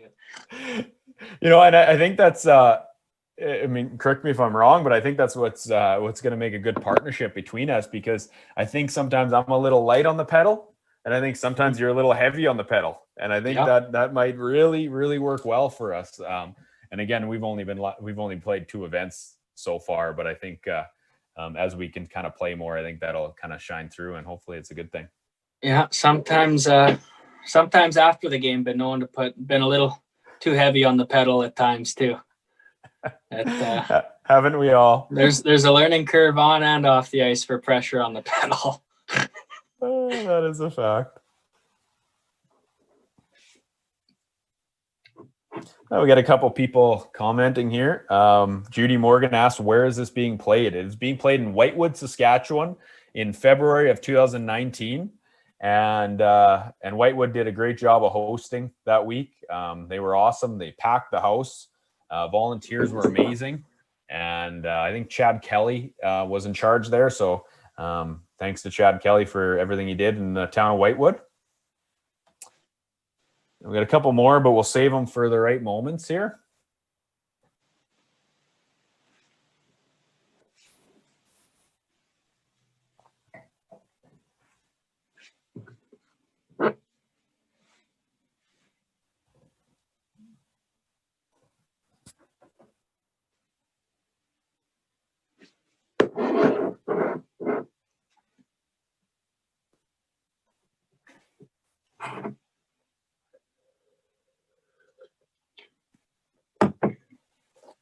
Got us in a little bit of heat here now.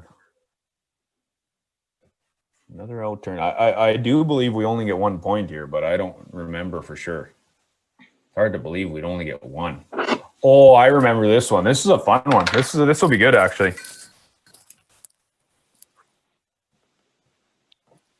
Must be sitting a bit on us here soon. I think I was, if I remember right, I was a millimeter. We were a millimeter from getting 3 and a millimeter from giving up a steal, too, at the end of this end. Well, unfortunately, I don't think the latter happened here. I don't think either of them happened. Yeah. I think I ended up with 1, but it'll be a fun end.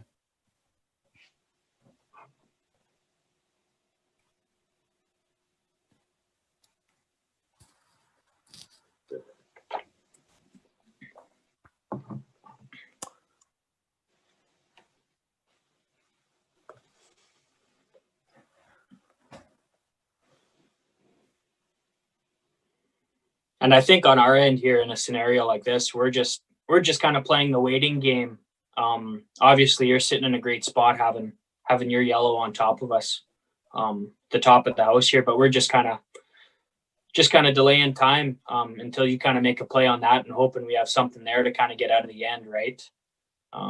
Because you're always going to have something like that, and you're going to do the same. We're kind of both delaying the inevitable here of when does that move get made on the top yellow red. Yeah, and that's kind of the kind of back and forth that is played in these moments, right? Because I don't really think there's a place that we can play that hit and roll where you don't have a double. I mean, it's tough to say for sure, but you likely have a double. But if we don't play it at some point, you're shot. So we have to play it and then give you that double back. But then you have to make that double when you have the opportunity, because if you don't, then we split the house. So yeah, it's a back and forth thing. You wait too long and we throw the guard on it, and if not, like this is where the cat and mouse begins to happen, right? Totally. And like you guys had a lot of pressure on here. Like we're sitting 2, 3, 4 with hammer, and we're right on top of you. Like we're one major mistake away from you guys blowing this game kind of open here. And I guess this is back to kind of my I guess maybe it came to fruition here about have to absolutely avoid the steal, but go for the 2. And it's kind of set up really nice for us here, right? We're lying 2-3-4, 2 rocks around a corner, no center guards, really no risk of a steal at this point, and the opportunity to really put the screws to you. So the thought process I was talking about a few minutes ago is really kind of coming through. This is a dream scenario for you guys at this point. You guys are licking your chops at everything you're seeing in the house.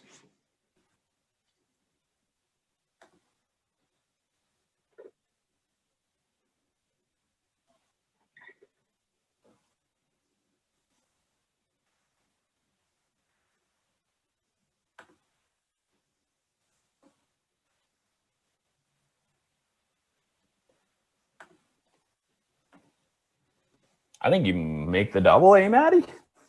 If you know yourself? Well, I've said if I know myself like I think I do, I've gone 0 for 2, so I'm keeping quiet on this one. Because I don't really know myself.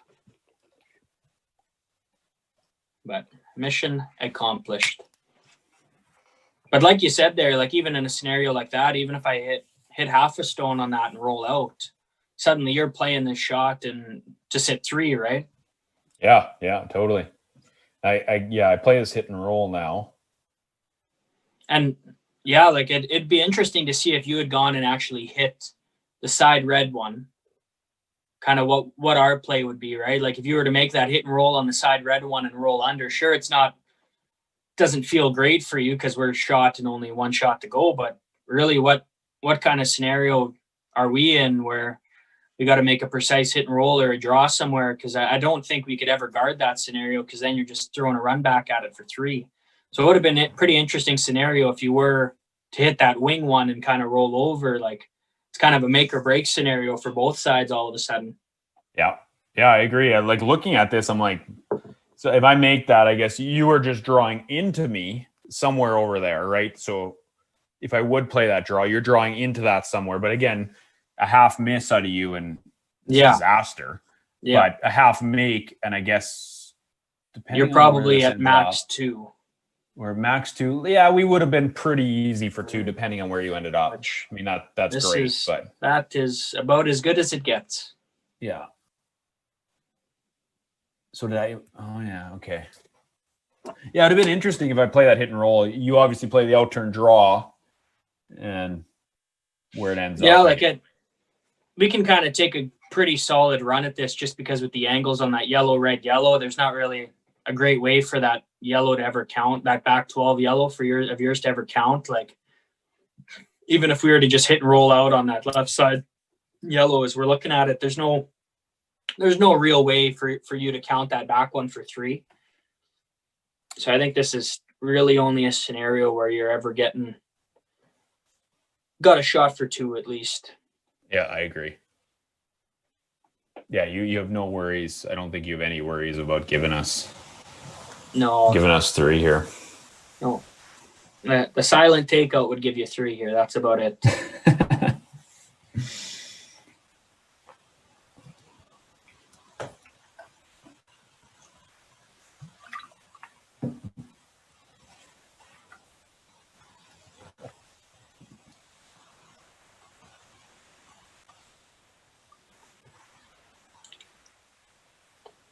We see your question there, Braden. We'll touch on it at the beginning of the 7th end here.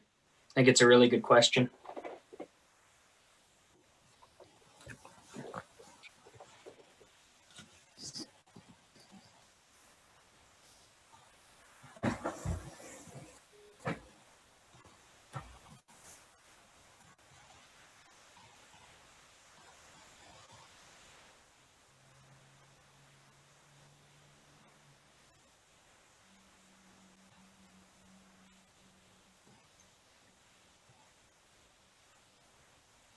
No, this is actually a scenario where I might have given you a shot for 3. It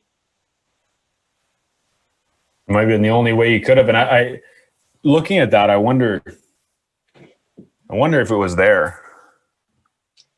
I know? think if you're thinking you only get one here, then you must play it.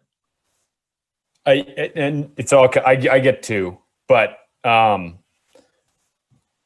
almost only get one, if I remember right. I hit it a little I don't thick, remember. eh? Okay, you do get. Yeah, I don't remember at all. I believe that's what's going on.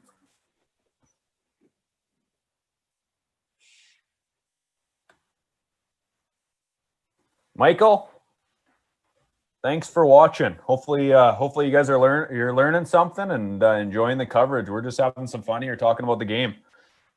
So appreciate the support, Matt.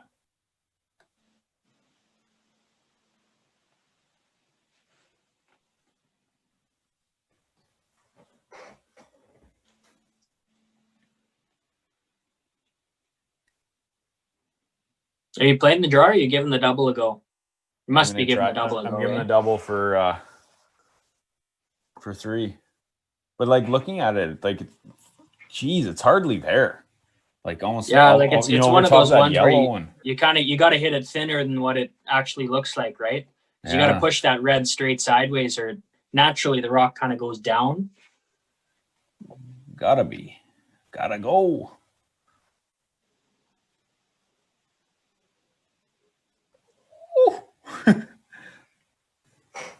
That's again one of those scenarios where kind of a careless throw on my part, where just not a smart throw, and then suddenly you have 3 kind of out of nowhere, right? Just on a simple mistake on my part, where suddenly 3 becomes alive. Like you didn't really, like, you made some good shots, but out of that shot, like, you didn't create that opportunity for 3, right? That was a mistake on the opponent's part, and I feel like that's where a lot of the 3s ever actually come from.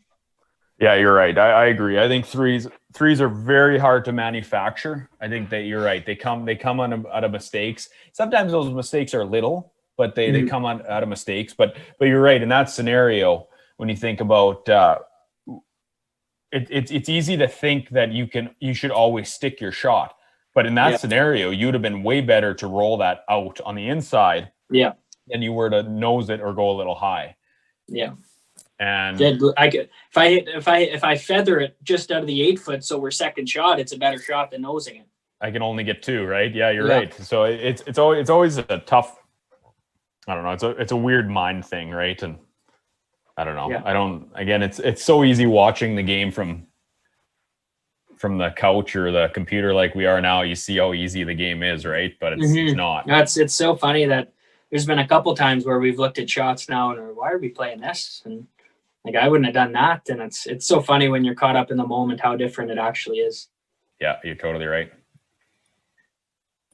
So I thought Braden, again, he's been asking us a bunch of questions. It's awesome. He asked a really good one, and it's one I kind of want to answer because this is an exact scenario our team had talked about a couple of years ago.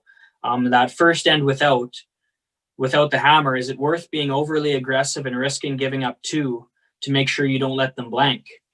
And it's funny, he says this. So when we were actually looking at the stats, our win percentage was the same. It was around 30%. If we had given up a deuce in the first end or we blanked in the first end, it was actually the exact same. So whether or not that happened. So sorry, if you didn't have hammer and you gave up a deuce or blanked. Yeah. Gotcha. Our win percentage was in and around that 35% area. Whereas if we forced them to 1, our win percentage was somewhere around 55, 60%.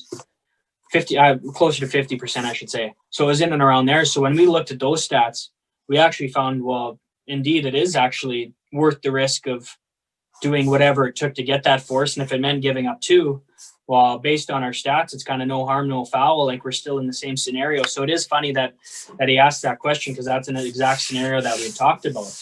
So, and that's going to be different for every single team across the board. But in our scenario, it actually was well worth it to go hard for that force, because whether the team we were playing blanked or scored 2, it didn't really affect if the amount of times we had won the game. So I think that's a very good question. I don't think there's any right or wrong answer to all of that. It's just solely based on the statistics of your team. Yeah, good point. Because that is like the age-old question right there. What Braden proposed, but there you go. The statistics on your team, it absolutely makes sense to go for it if those are the numbers, right? Yeah, they ain't gonna lie to you. No.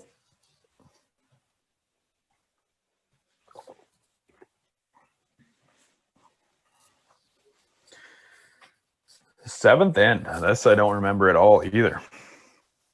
Yeah, obviously a scenario for us is kind of, well, for on our end, we're sort of thinking here, if 2 comes our way, we'll take it, but kind of at all costs. We don't want to get forced to 1 here, right? Just to be tied up without the hammer in the 8th end, totally puts you in the driver's seat. So in this scenario, we're kind of deuce or get out of here with a blank at all costs.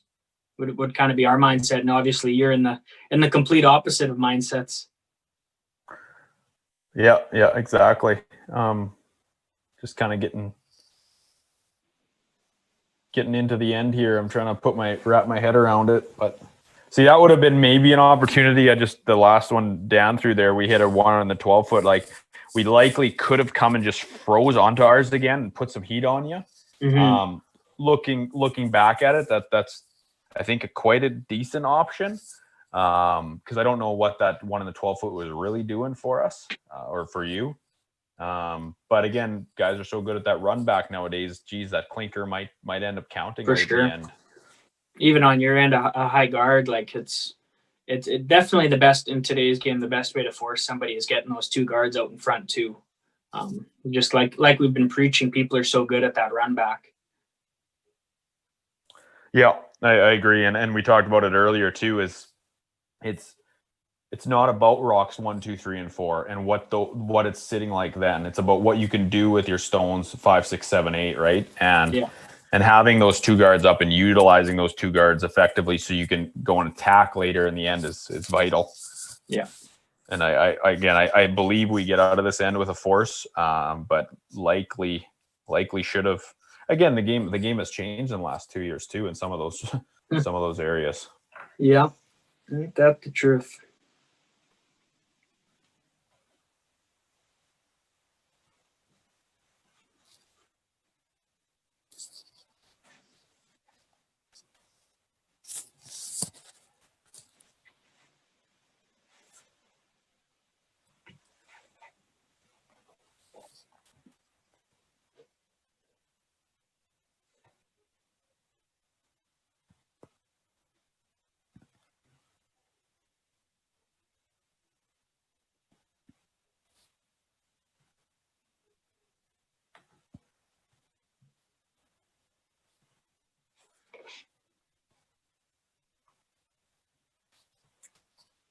This is a big one if Catlin can get a little inside here.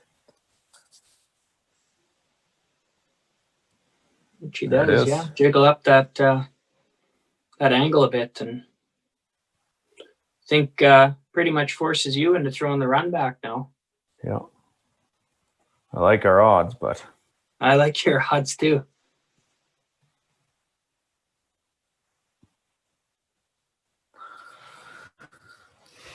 This is interesting. This doesn't turn into a blank, to be honest.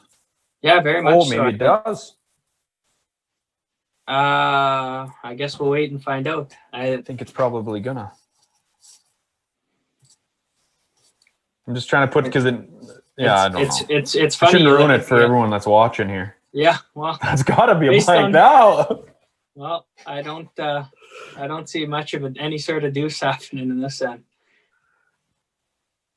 Again, that's it's one of those things. Just great ice. I mean, great shot by Kevin, but great ice and great rocks with what Darren's going on there. Just touch everything and just flies out. It's just ice that's made for TV, really, right? Yeah, and that's what you get in today's game. It's you look 20, 30 years ago. It's just with the surface and the rocks that they used. They're just shots like that. The rocks would never spring like that. Just you can make shots today that you wouldn't even dream about being able to make 30, 40 years ago, whatever it is. Just how much the game has evolved and the science behind it. And obviously the ice makers have made just as much an improvement in the game today than the players themselves had. I've argued the ice makers have made a bigger jump from where they were then than the actual players have, and that's one of the biggest differences in today's game. Yeah, I would agree. I always, the one that always sticks out in my mind is the 85 Brier final. Of course, everyone remembers Hackner's thin double to go to the extra end. Mm-hmm. But watching Pat Ryan's last draw come in, I don't know if you ever have, Maddie, but it crosses just the edge of the forefoot and just keeps going, and then it loses forefoot. So it never curls into the forefoot. And like now when you watch curling on TV, especially, it touches that forefoot. It curls into the forefoot about a half a rock. Then it just went right through the forefoot, and then it wasn't quite close enough to the button anymore because it didn't curl anything. And it's crazy. Yeah. It doesn't even seem like real life watching that. Now you can bury you can bury rocks a foot after you pass them, fully bury them. Yeah, it's unreal.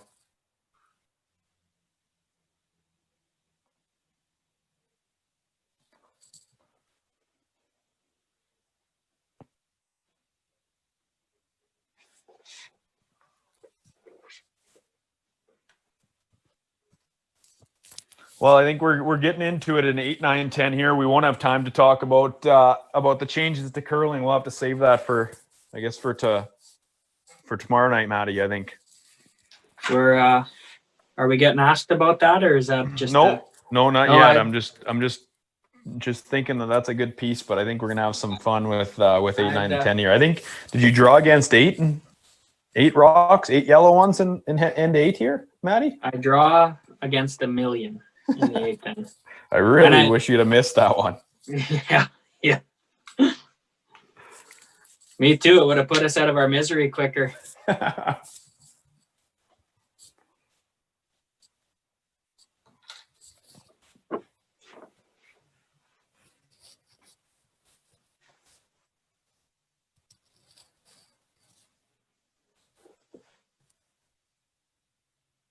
I think we just had Braden and I had a little exchange there. I'm not sure what that was about, but another exchange. Moment. We had a little moment. I don't remember that one.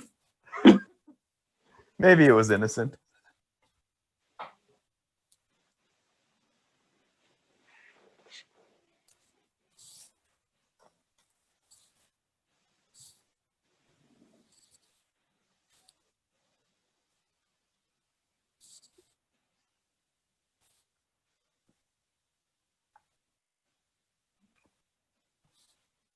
I would argue in this scenario that I guess neither of us are necessarily upset about this result in the 7th. You guys with the 1 point lead, obviously. Yeah, I would agree. And us with hammer and 8, I would argue that both teams are relatively happy. Yeah, I would agree.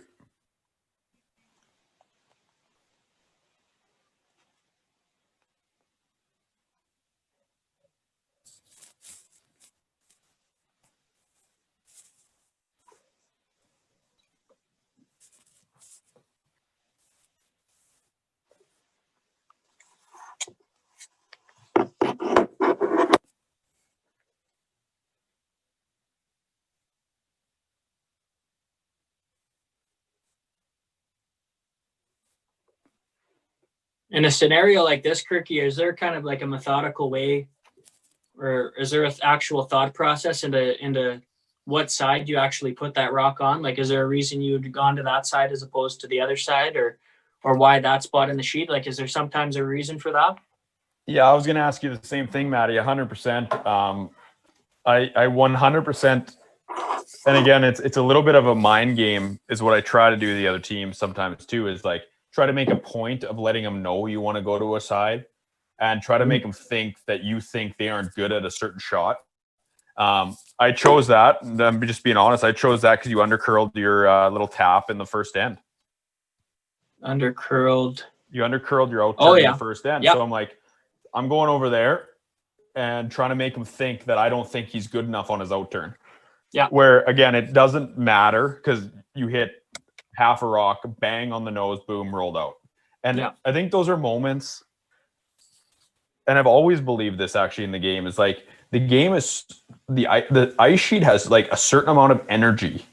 And if you can control that energy, you can control the game. And whether that's just in my mind, and then I think it gives myself confidence. Yeah. I think that's so important. And so like to me, like those moments in a game are bigger than you think they are, in my opinion. It's one of those funny things. Like it's like I knew full well why you went to that side, and you know full well why you went to that side too, right? Like it's one of those. There's a big elephant in the room where we both know why that side's being chosen, that you're going that way, and then like just how big of a momentum shift that would have been if I had flashed that, if I had nosed that, right? Like just like you said, the energy of that sheet. If we're splitting her in half and Muyres and Dunstone are on one side, suddenly Muyres is pushing Dunstone right off the sheet on a momentum scale, right? Like it's one of those things where both teams know exactly why that decision's being made. It's who's going to kind of blink first and give each other kind of the leg up in that scenario. Yeah, and you go down the ice and you go and what you did, you go and throw that shot, you let it go, you go clean, you clean it the whole way, you hit a half a rock and you roll out. No one that's watching realizes what happened there, but you go, F you, Kirk. I'll show you. You think I can't make that? There, I just made it for fun. Now let's go back at it again. That's one of those unknown things of when you're just watching the game and you don't really know. You're bang on. That's exactly the thought process is I'm thinking, good try. I made that look easy.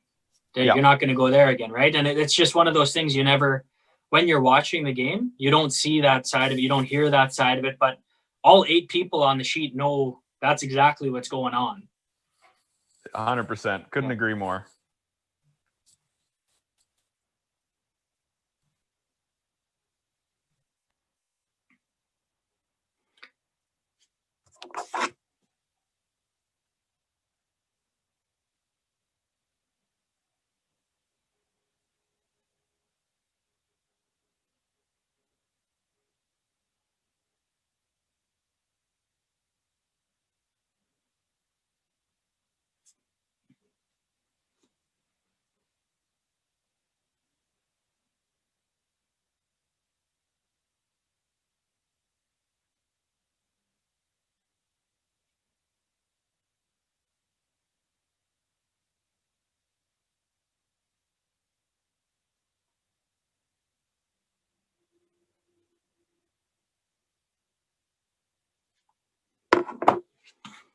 So we got about 3 ends left here. So anybody that's still out here watching with us, get any of your questions in here, and we'll do our best to cover them in the last 3 ends.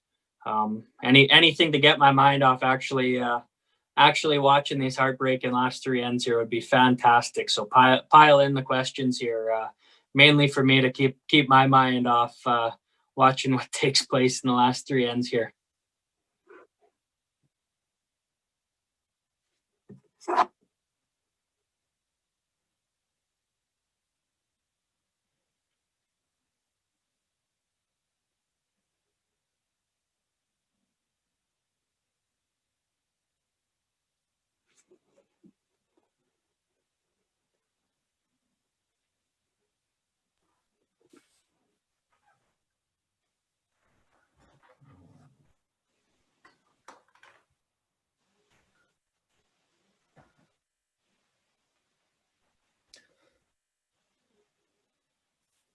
This will be a fun one to watch kind of unfold because I kind of remember the end product, but it's always interesting to see how you get there. This is all fresh for me. I still don't even know. I do remember a little later in the end, we had a big timeout, talked about a shot here. But yeah, I do remember that it got a little dicey for sure.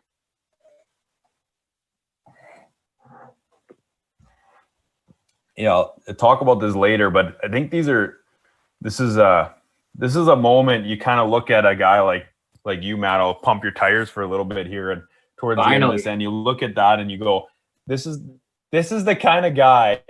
This is the kind of guy that can win it all.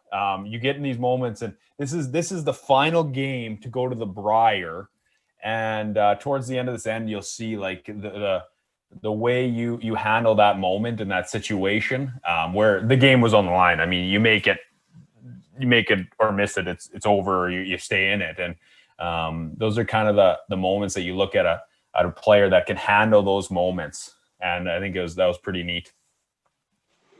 Thank God you didn't win, but you miss enough of them over a course of a career, you learn how to make them eventually. hey, you gotta learn how to lose before you can win. That is a fact. It's funny how that saying is just the age-old term, especially in curling. I've heard that so much more in curling than I have any other sport I've been surrounded by. And it's actually incredible how true it actually is. Yeah, you're right. And you know, I talked to another young player this week. I don't think he would mind me using his name, but whatever, I won't. But he said the thing about curling is there's such little turnover. You look at other sports, and every few years you get a new crop of players that kind of has their time. And in curling, it's 25 years. It just never ends. And it's one of those things you do have to learn how to lose before you can win. But I think curling, and again, that's something we'll get into, has to figure out a way to allow curlers to excel earlier, and kind of get some more of that turnover in the game. Are we gonna dive down this rabbit hole right now? I've been itching for this. We can't. The game is too good. The game's got too much on the line. We gotta wait till end one. We'll leave this for tomorrow. But I got a whole bunch of stats on this certain scenario and yada yada.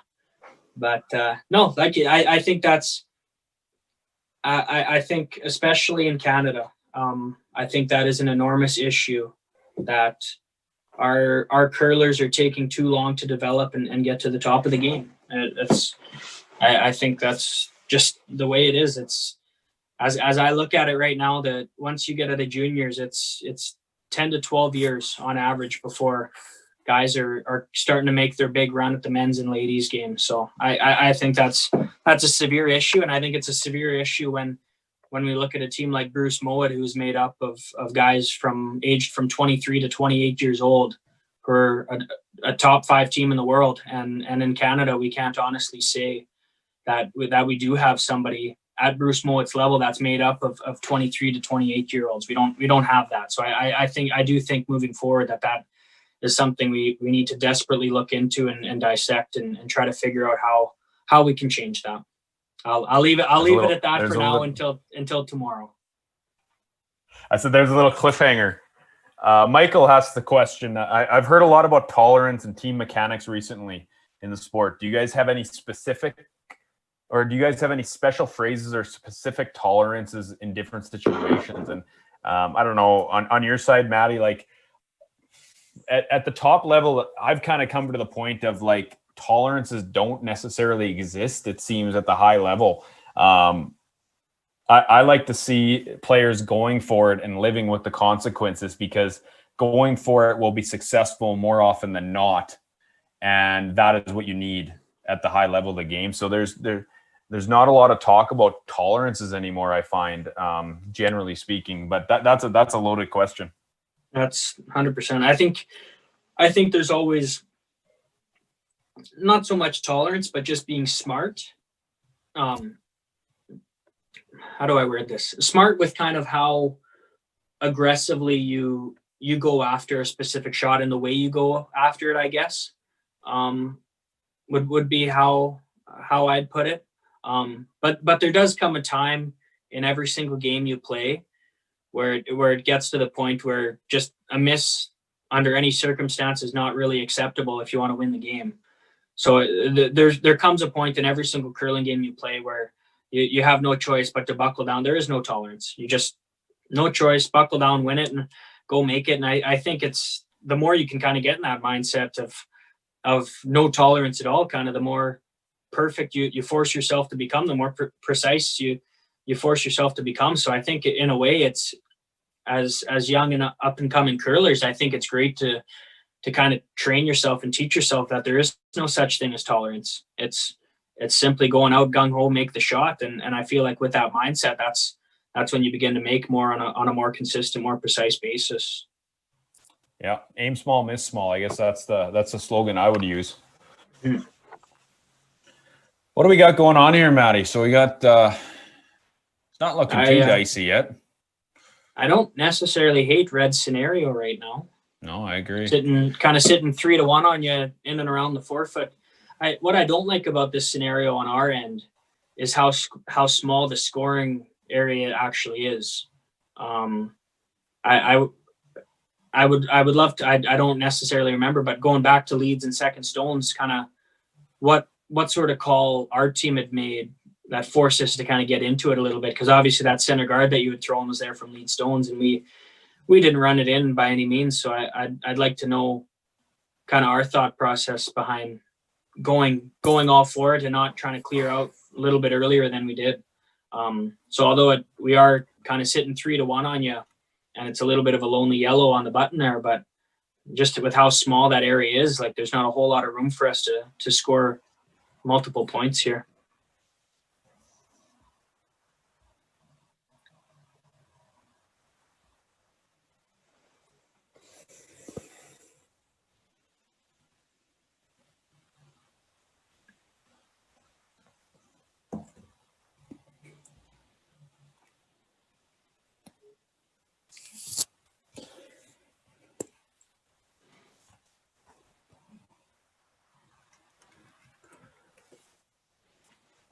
Yeah, I'd be interested to see what we're talking about here, but yeah, it is a 3-1.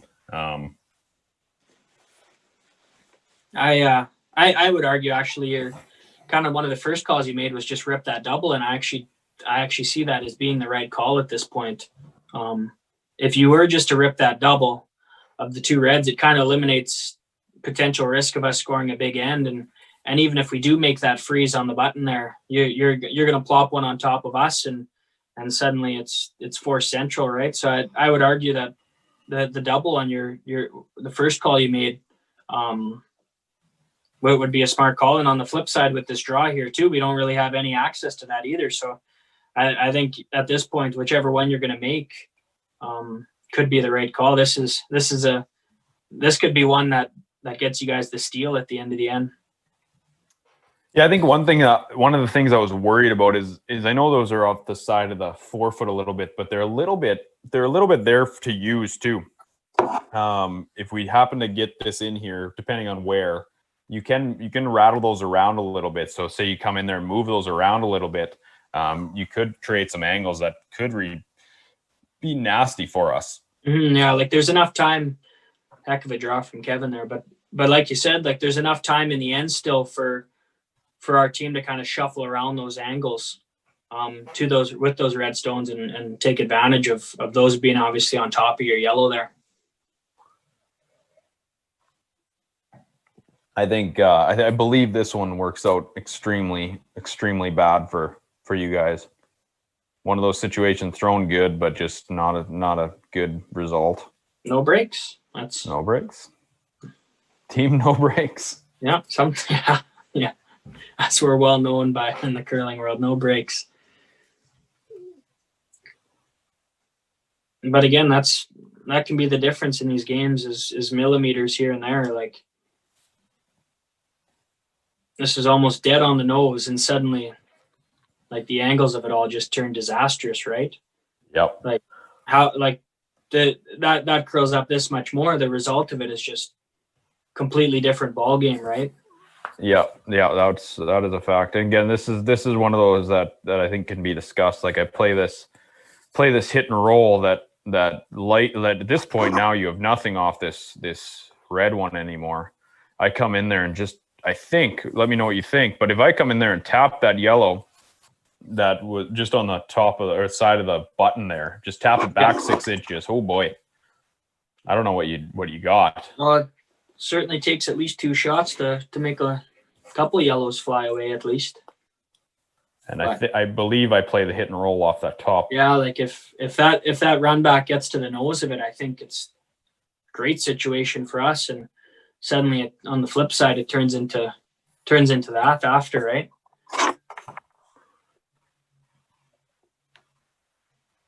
So again, a little bit of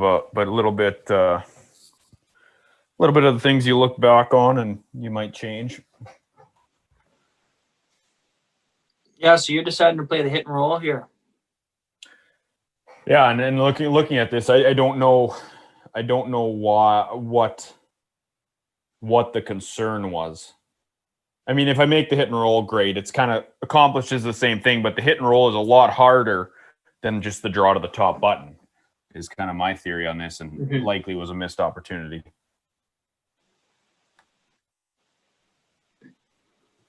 I think it's a totally different ball game if that red stone of ours is kind of a foot, 2 feet higher, 3 feet higher, because then it's has a little bit better angle of usage, I guess, so to say.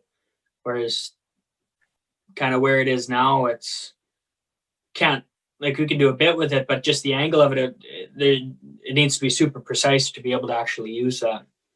Yeah, agreed. But I think you do make this. You make the double. Now we gotcha. Yeah.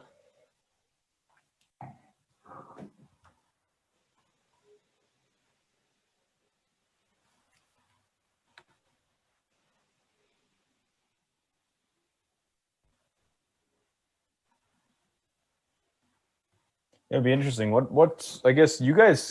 I'm not gonna say you kind of have an out here. I don't know if the pinhole is showing, but likely you can tap that and sit in front of us and likely score a 1 yet. I think, huh? Yeah, like I like to think that's what we play, but here comes the big discussion. Obviously, because I think even if we take a big blast and try and let them fly, you just throw that in turn draw around to the top of the button again, and there's no kind of ho-hum way to score a point. So I don't know. I'm gonna guess we're looking at it now. I'm hoping past me would play the kind of the back line tap and roll, but I think that's the play. Like there's a bit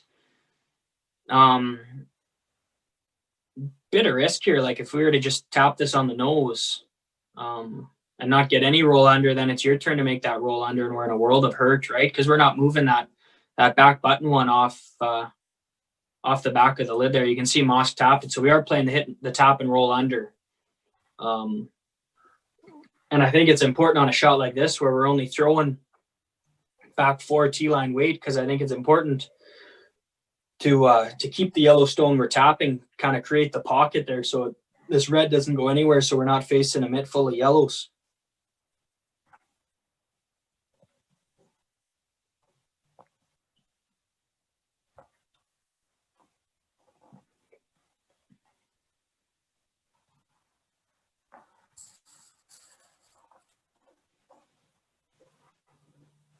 So yeah, I look at that, and that's big trouble, because you get to play the same shot you had just thrown.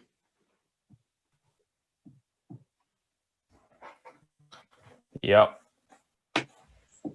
And well, even really, if you nose this or roll in just a little bit, like there's not a big hole for us to make that draw to the back there.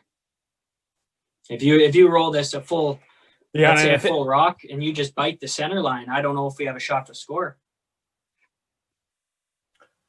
Yeah, and I think given the last one I overrolled a little bit, I believe I hold this one out a little bit, but even a nose hit here is I'm pretty happy with. Like that is a tough hole for you to navigate, and yeah, I think you do, but.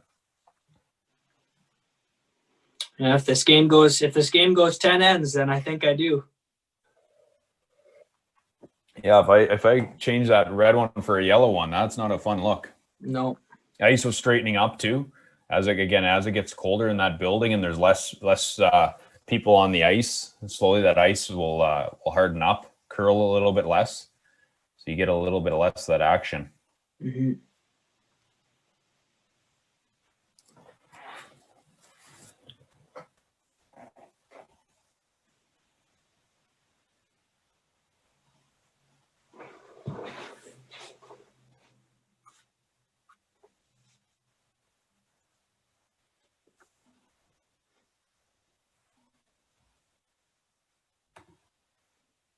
So pretty much right on the beak. There's no quad there to score 2, eh? It's looking like the draw against 4.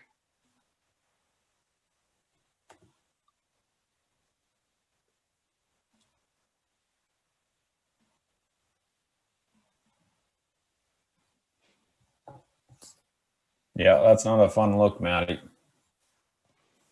I think the saving grace here is the big pocket of yellows here. So it's this sort of shot is a total line shot.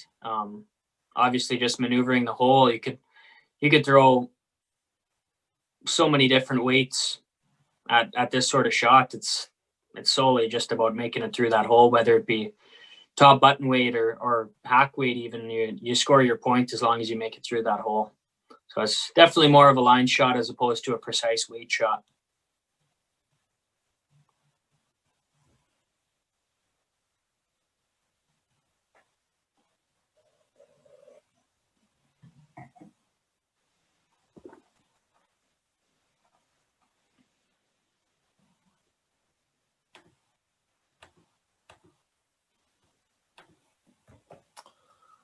And he just does.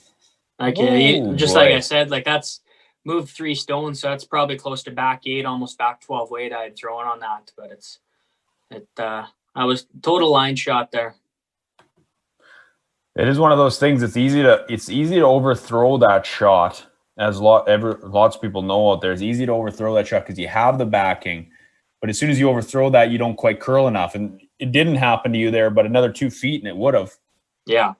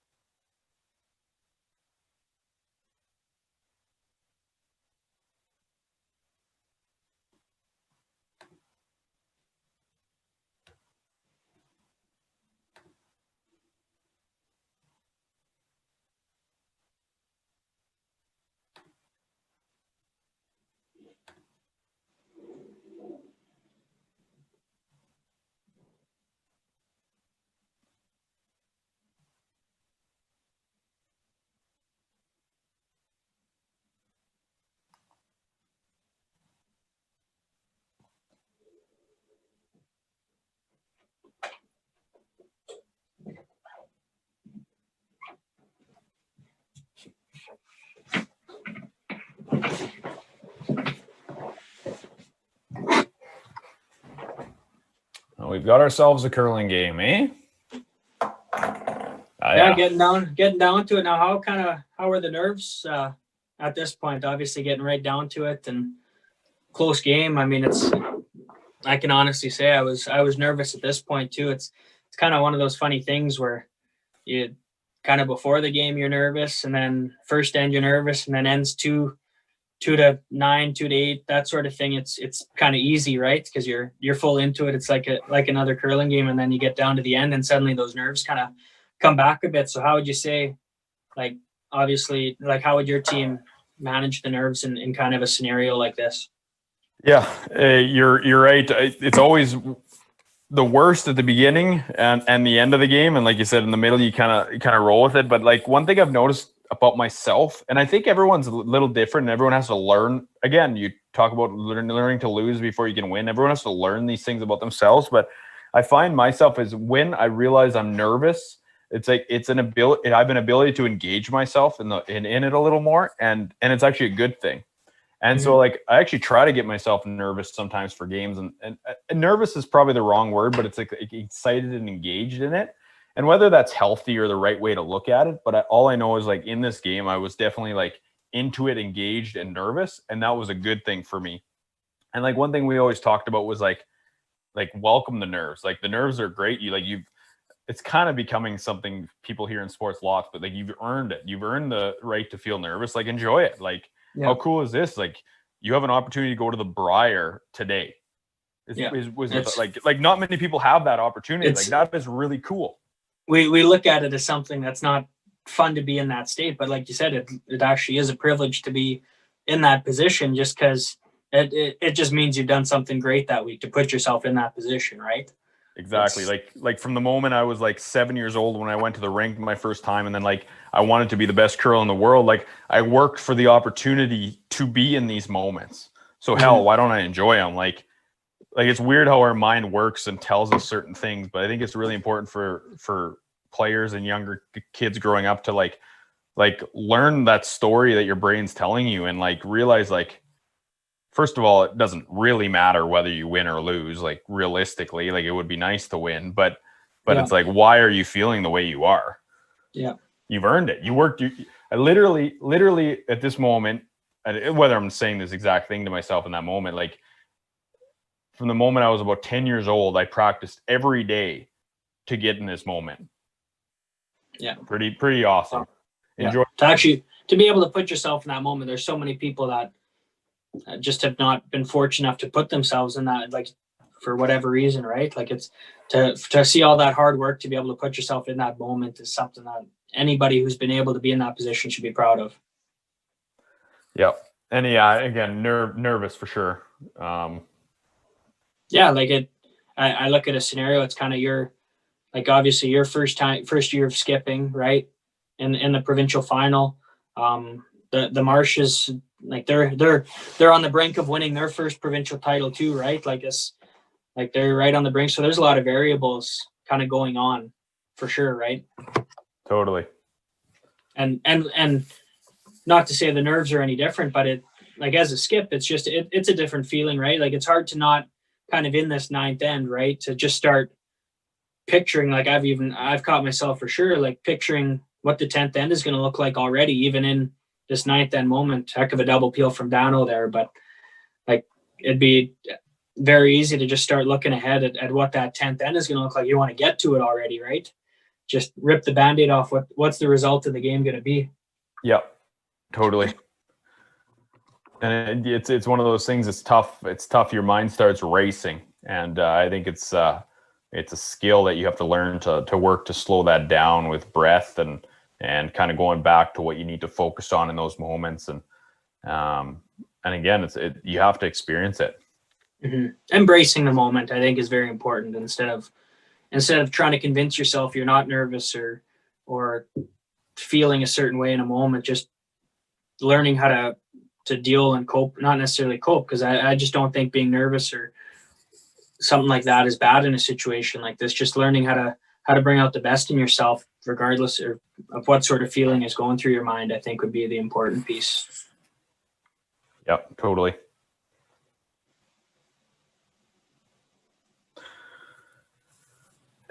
And what would be here in the ninth end, like for you guys, like for me, I'm feeling really good about this, obviously, especially 5 rock rule.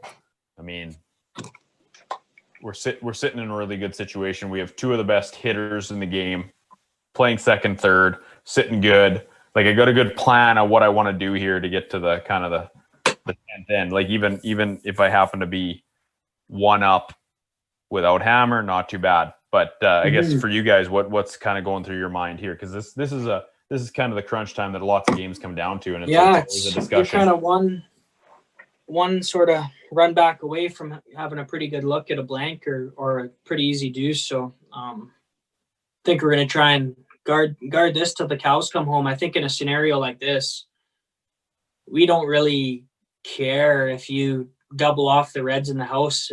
The fact that top yellow of yours is second shot to the back one, meaning we can freeze to that back one. That's kind of our out, right?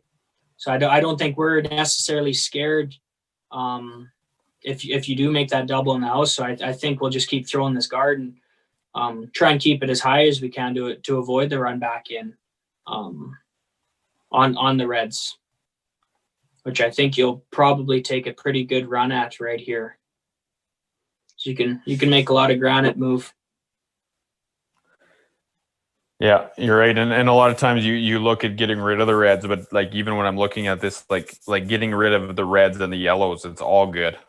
Yeah, like getting rid of as much as you can. Yeah, because that top yellow of yours isn't necessarily in a good spot, right? It's guarding shot rock at the back there. So with the great ice that we're on right now, that's a rock we can use to freeze, use as a guard, and there you have it. Right now, everything out front is gone. There's no real scare of stealing on our end. So as soon as you make something like that, we're in full blown force mode and how we get you to take your single. Yeah.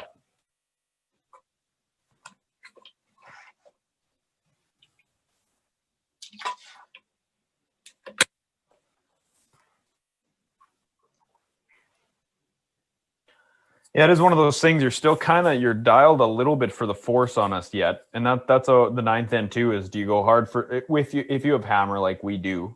Do you go hard for the 2? You know, do you try to the blank? And you see a lot of times teams try to like kind of go juggle it back and forth throughout the end and see how it kind of plays out. And yeah, like when do you flip the switch, right? Yeah, that's a loaded question, I think. And I think it's kind of a scenario of when's the first miss or make, like kind of half shot. That's kind of when it makes one team's decision easy, is when does that half shot come?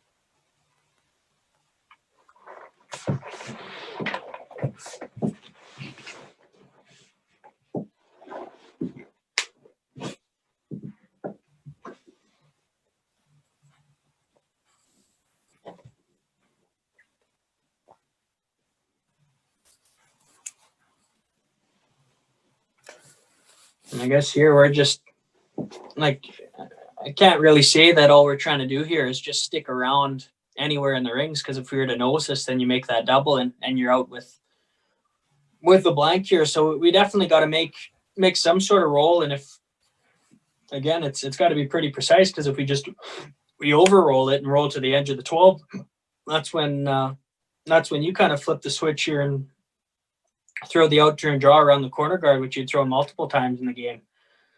So you should look at a shot like this, and it's a hit and roll or hit and stick somewhere. It's still got to be precisely made to not kind of give you an opportunity to get out of the end or give you a chance to go hard for the deuce. Yeah, you're right. Totally.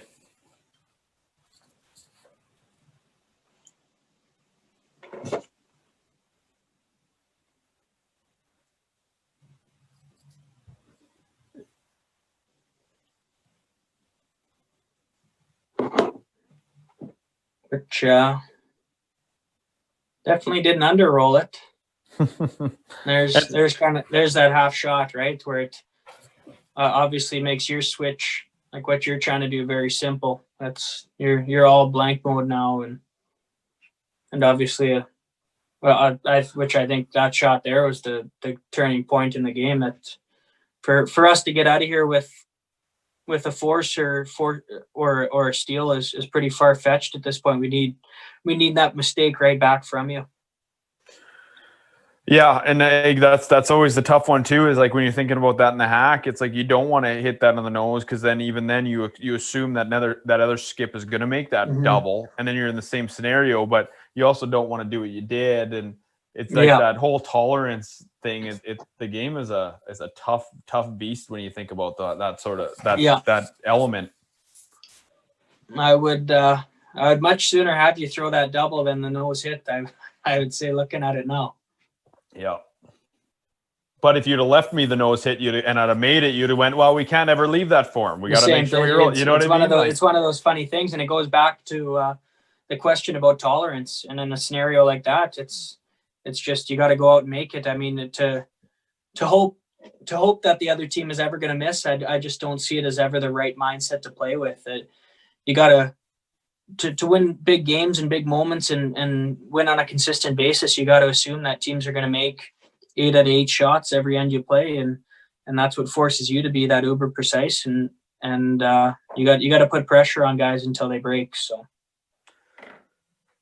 yeah, you're right. And again, you think about where you rolled to there, like on the shot that you rolled out on, you could hit that virtually in the exact same spot with 6 inches less weight, and you look like a hero because you don't quite roll out of the rings. And so it's like you didn't even miss the shot. The shot didn't work out, but you really didn't even miss it. And like in a scenario like this, if that the shooter on my first one had stuck around in the rings anywhere, then I think we're likely looking into freezing this one here. Yeah. and trying to make the freeze on it. And that way, that's how we get our force. But just with that guard not being able to draw around that to force shot rock, or it just there wasn't a great scenario anymore. Whereas if that stone had stuck 3 inches in, then we got something. But it's and still a big shot here from you too. These are not gimmies by any means, especially in big moments too. As the win percentage of you guys, if you do roll out and or it is huge, right? So it's a shot that looks easy but is enormous in the win percentage of this of the game. Yeah, you're right. I remember watching Martin in the 2013 Olympic trials in the semifinal. Do you remember that he was playing Johnny Moe and Jim Cotter? Yeah. And he had the exact same shot in the ninth end. He just had to roll out, and he let it go. And the moment he let it go, he went, "Uh-oh," and he nosed it. Yeah. And Jimmy Cotter ended up winning that game. But you're right. It seems so easy, but it's still a shot you got to make, right? That happened to us at the Briar this year. When we were playing Cooey. We were up 1 without in the ninth end, and he had a blank attempt to be 1 down with coming home, and he bonked it, and we're suddenly tied up with the hammer coming home, which is huge odds difference. So it's a shot that looks very easy, but a shot that can make or break the game. Totally.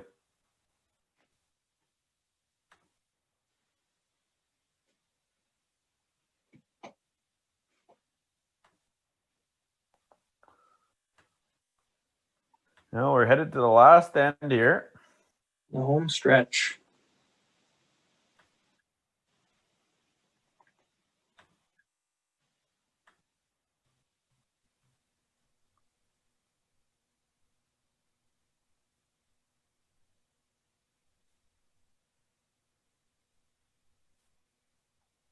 Dream big in full color with Apple and Sastel on Saskatchewan's favorite network. Well, we're 1 end away from taking you out of your misery there, Matty. Well, all tied up coming home. It's going to be tough to sleep tonight reliving this stuff. The last rock, we're fairly certain we're not going to see an extra end.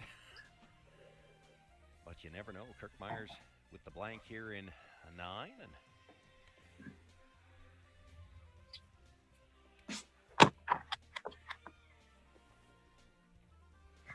So, Kim, you were just doing a time clock report there for us. What did you see? Well, I forgot my glasses, so it was a little funny. That's why I'm advocating for CTRS to be the Nationals' birth now, so nobody has to lose provincial finals anymore. 3 minutes or 8, I'm not sure. You're poking the bear at 10 o'clock at night, man. Come on. It all makes sense now. That's a big difference. Yeah. And 1 timeout left for Muyres. Yeah. I believe Dunstone still has their both timeouts left. Well, I'll preface tomorrow night too, as I in no way want to lose the provincial representation of what the Briar is. So I think we'll have a good chat. And this is the fun part about the chat is I think people have to realize that we're teammates, we're friends.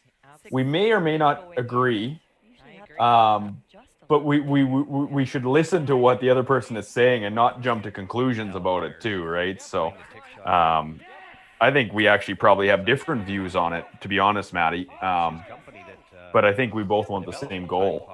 Curlsask uses now. Great shot by Dallin. Let's go, Duke. That a boy. One more time. Let's go. Let's get it off center a bit. Yes, that was about 4 years or so ago that Give you a hair less ice, Dallin was involved in that project, and it was just so great that it was a curler that understood what had to be developed. And the project may not be done because I was talking to him before the game. We were just chatting a little bit about in the game this morning. We weren't sure how much time was left because from where we're sitting, we can't see the clocks. And he suggested, that's something we could put into the software so that times would come right to us at our broadcast center. We'd even be able to put them on screen. So we're losing Matty here on some technical difficulties. He's talking, but we can't hear him. But anyways, it'll be better. I can give you my opinion on everything. He can't back it up. Same weight. I guess smidge more, Kirk. You betcha. Just tighter. Yeah. Dallin Muyres with a great tick on his first one. If he can make it again here, that time clock won't be an issue. Their shots will be fairly routine after that. So again, Dallin's working on a couple ticks here. That was that was a shot he was great at. For us over the years, he was one of the best in big moments when it mattered. And there he goes. Nothing different. So he was one of a kind in big moments when it mattered on big shots. And as a lead, you need that tick nowadays. Twist its way back in, but still out counting on the other side. But sometimes those little biters are the bonus point that you need if you've got just a half rock hit for the win. Get the weight right, boys. This is the spot, bro. So again, going into this end, my thought process as the skip with hammer, you heard it over the years, you heard it like crazy. Is I want to draw to the 4 foot for the win. That's kind of what you prepare yourself for, what you expect. So everything we're doing here, we're designing it so I can have that draw for the win. I remember here is I wanted the intern was played more. I had played a couple more intern draws coming home here. So I really wanted to make sure my intern was available to me. And likely you can see that's why they're putting their guards off to the intern side. But I wanted the intern available to me. So everything we were doing, we were trying to make sure that was available even on the ticks. Takes one of the yellows. We good to go again? I can't make fun of you anymore, Maddie. You're back. Geez, imagine that 10th end comes around and I disappear. I wish I could say I actually planned that. I'm glad it happened, but I didn't plan it. Oh, that is good. Right on cue.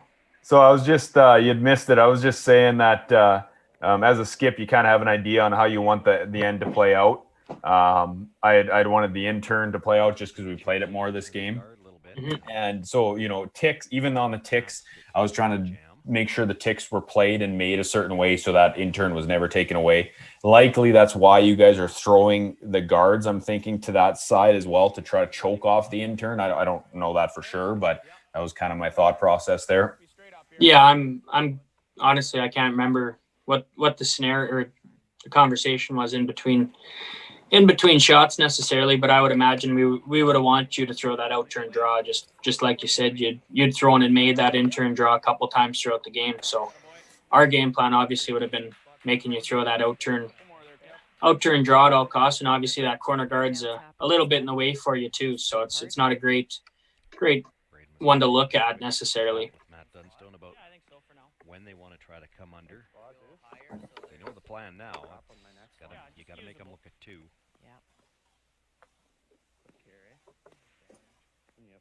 Yeah, it's hard to believe that a year ago here we were teammates. Seems like forever ago. But no kidding. Isn't that crazy, eh? Where does the time go? Kirk's team is shooting, saves a few seconds on your own clock. Just needed a 2-year break. Yeah. I said I couldn't handle it anymore. I'm a lot to handle in big doses, so you did the right thing. Got away from me for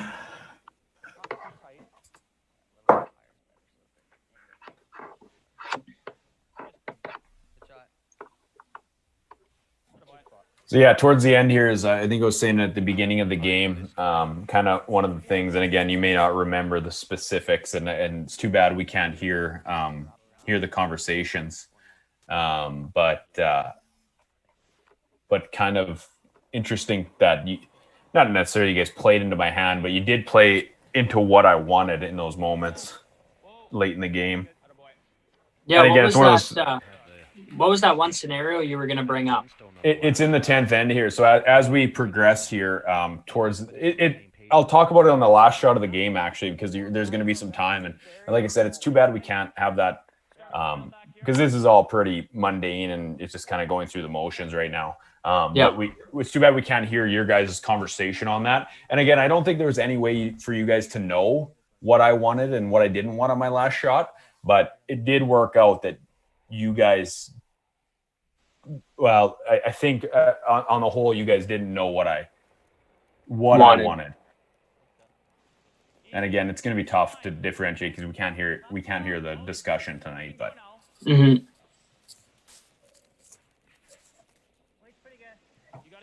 So obviously the debate would be on my last shot, right? Kind of the thought process of why we did what we did on my last one, I guess, is where you're going with that.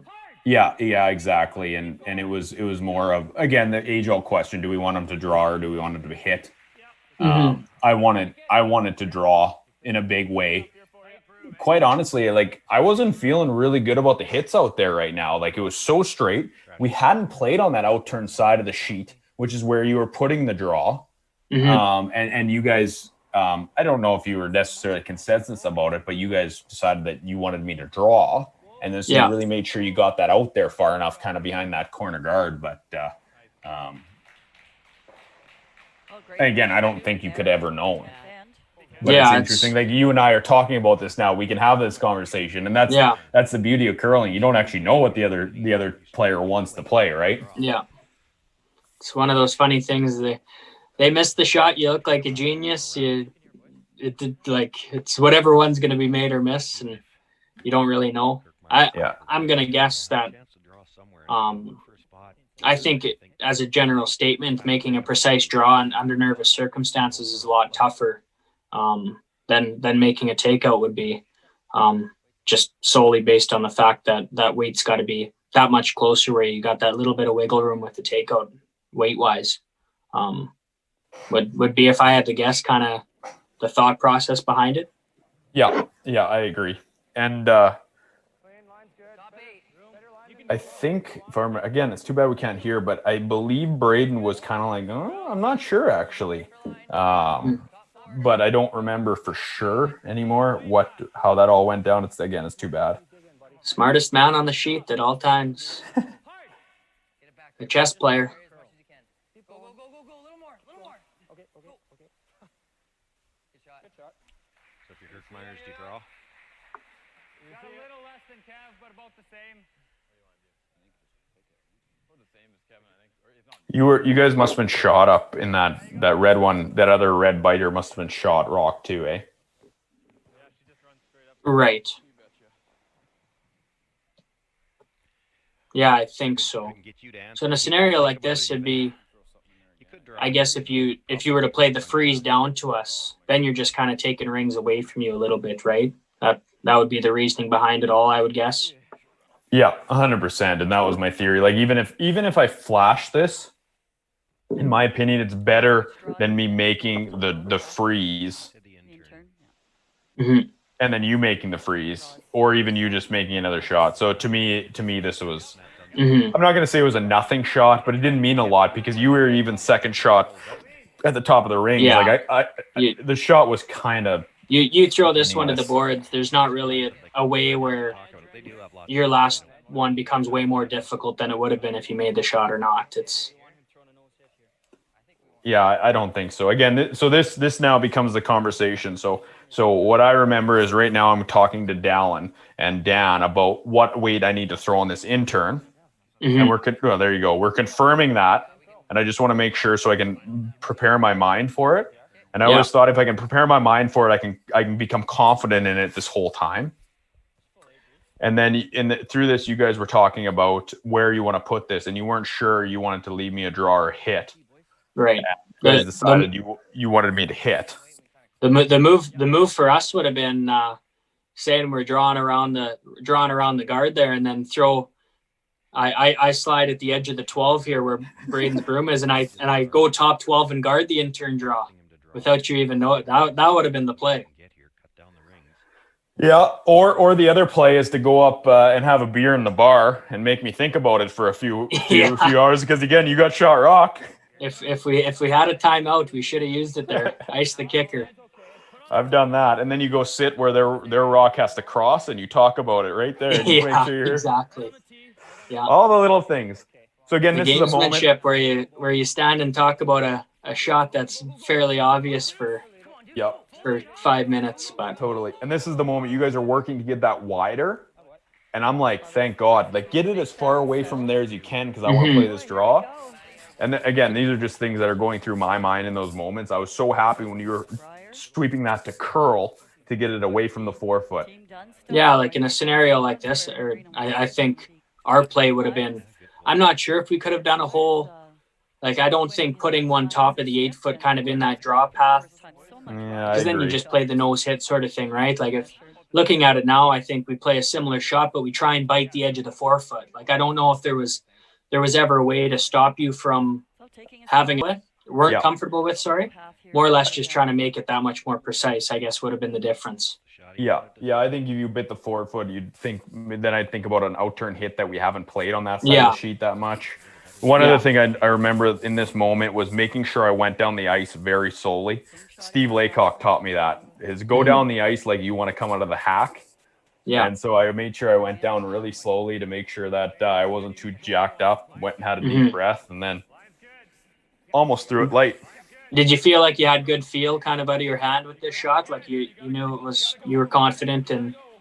I was. I felt like I was good. I was surprised it was as light as it was, but I think it just, again, it breaks down a little bit as the game goes on, right? But I felt good about it.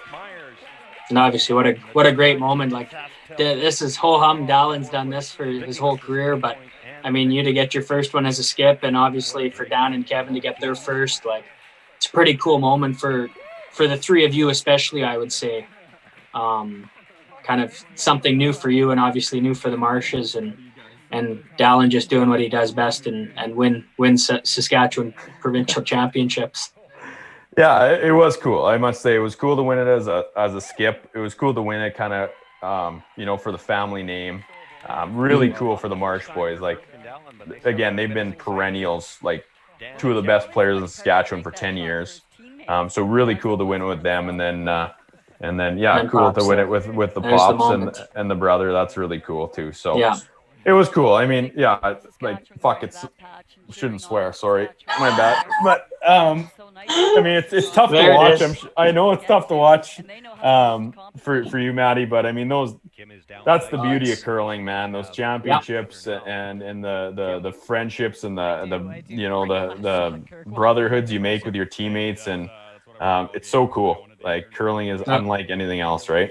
Those are the moments the memories from that night, like from celebrating with the guys, and that lasts forever, right? Those are moments amongst the five of you, I should say, with Lyle, that you guys just don't ever forget, right? Yeah, you're right. And you've had your fair share of them too, and you'll get lots more, but you get one tomorrow night too. But it's so cool to be able to do that.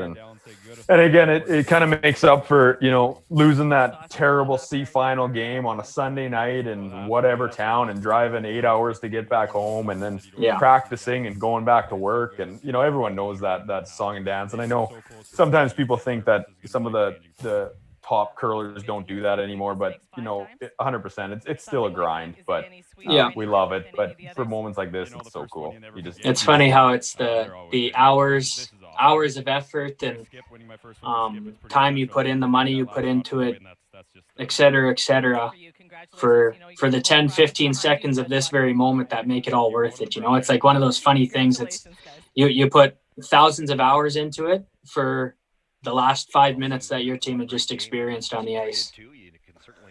Yeah, you're right. And even the grind of that battle that you go through for 3.5 hours and stuff like that, that's cool too. And I think one thing I'm recognizing is, as I get older and like you go through those moments and those exciting moments, you start to appreciate them more, looking back on them, realizing how cool that is. Like, when you're in them, and as you're growing up and when you're in those moments, you just think that's life and that's forever. But as you realize, all of a sudden, like, a world pandemic comes down on you and you don't get those moments anymore, you start to appreciate that stuff more. Yeah. At this point, what I would give to lose a provincial final, like, goodness gracious. Honestly, like. But you're right, Maddie. It's you start to. I would do absolutely anything to lose a curling game right now. You nailed it. You nailed it with that. But I think that's kind of it. I guess we shouldn't put you through too much more agony here. That is absolutely enough. Get this stuff off. Shut the internet down. We're done here. Well, that was fun, Maddie. That was awesome. No, that was great. Obviously, a great moment for all of you guys, and went on to have a great Briar in Brandon there. So, good night number one, and I'm very much looking forward to night number two. Me not so much. I had my fun. Yeah, But that's exactly. 2 days So in a row That was Thanks. awesome, Maddie. that intern thanks draw. everyone who tuned Put in. it on Facebook Hopefully you'll this join us morning tomorrow was night Ryan Dice. for much happier times. So thank you guys. Have a great evening. We'll see you tomorrow. Seeing a few of Yeah, the you better fans Good get evening, used guys. to it. Thanks get for ready tuning for in. closing ceremonies and the parade for this championship team. It's quite the collection of green jackets Kirk Muyres has in the closet now. So this Going is back kind to of fun. Kirk hugging his partner there, Claire Hanna, but she's also the media rep there. So, he might get front billing tonight on the news. she's got a report. Well, she's not the editor. She's just the reporter. But I'm sure she'll put in a suggestion. If she gets to vote, you're saying it'll be the lead story? The only story. Maybe. Certainly a big story here in Saskatchewan. Curling always is. Setting up now for the March of the Champions. Well, and this team's been out on the Bonspiel circuit. They've played some big events, and they've played these teams that are going to be at the Briars. So they, it'll be that little bit overwhelming at first, but once they get going at it and sort of get into their Briar routine, they've played most of those oppositions at one point or another this year. So they're, they've got a half a step up already. I'm Jim Wilson, the Curlsask competition liaison for the 2019 Saskatchewan Tankard. Welcome, Saskatchewan, local sponsors, curlers, host committee, volunteers, ladies and gentlemen. Wow, it's been a great week of amazing shot making and curling. On behalf of Curlsask, The best chance we've had so far today to see that Tankard trophy. Love the trophy, but love those green jackets even more. Curlsask board member Jim Wilson is just introducing the trophy presentation here to the crowd. Jim knows what this feels like, being the lead for Rick Folk there for all those years. And the lead of the last Saskatchewan team to win the Briar. The next great hope, perhaps, Kirk Muyres and his foursome.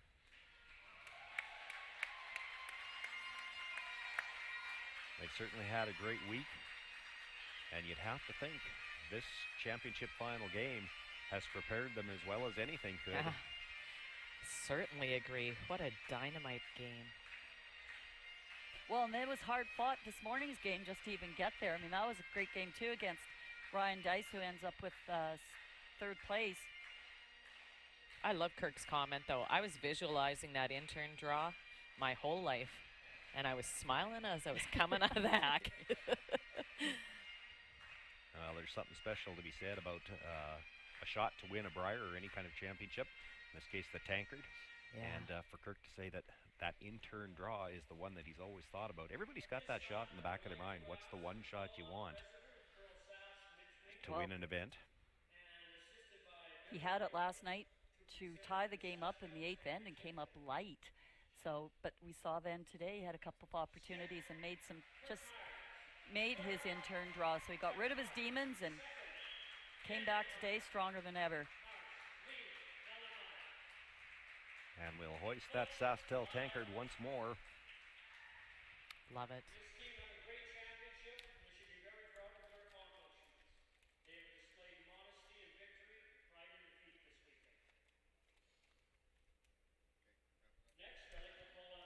Well, we want to thank all of the viewers who have been with us for the Scotties, as well as here at the 2019 Saskatchewan Tankard. That finishes another season of championship curling on curlsask.ca and Saskatchewan Max. We will be back with you next January for the Scotties. Thanks for joining us on Saskatchewan Max. So long.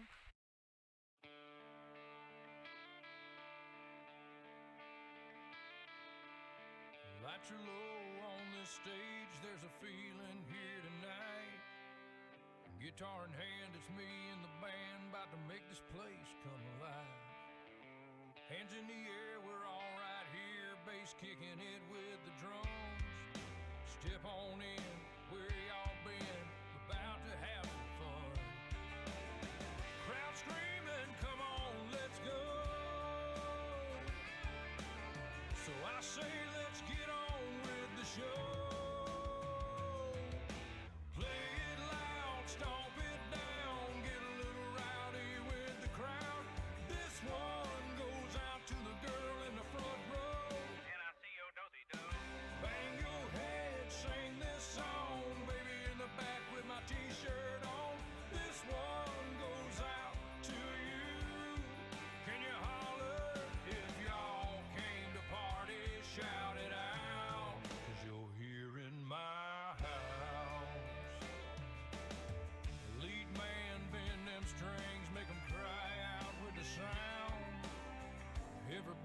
say yeehaw, that's what I'm talking about.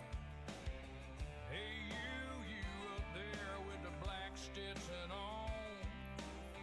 Raise your glass to a good time, you came to honky tonk. If your country to the bone, come on in, make yourself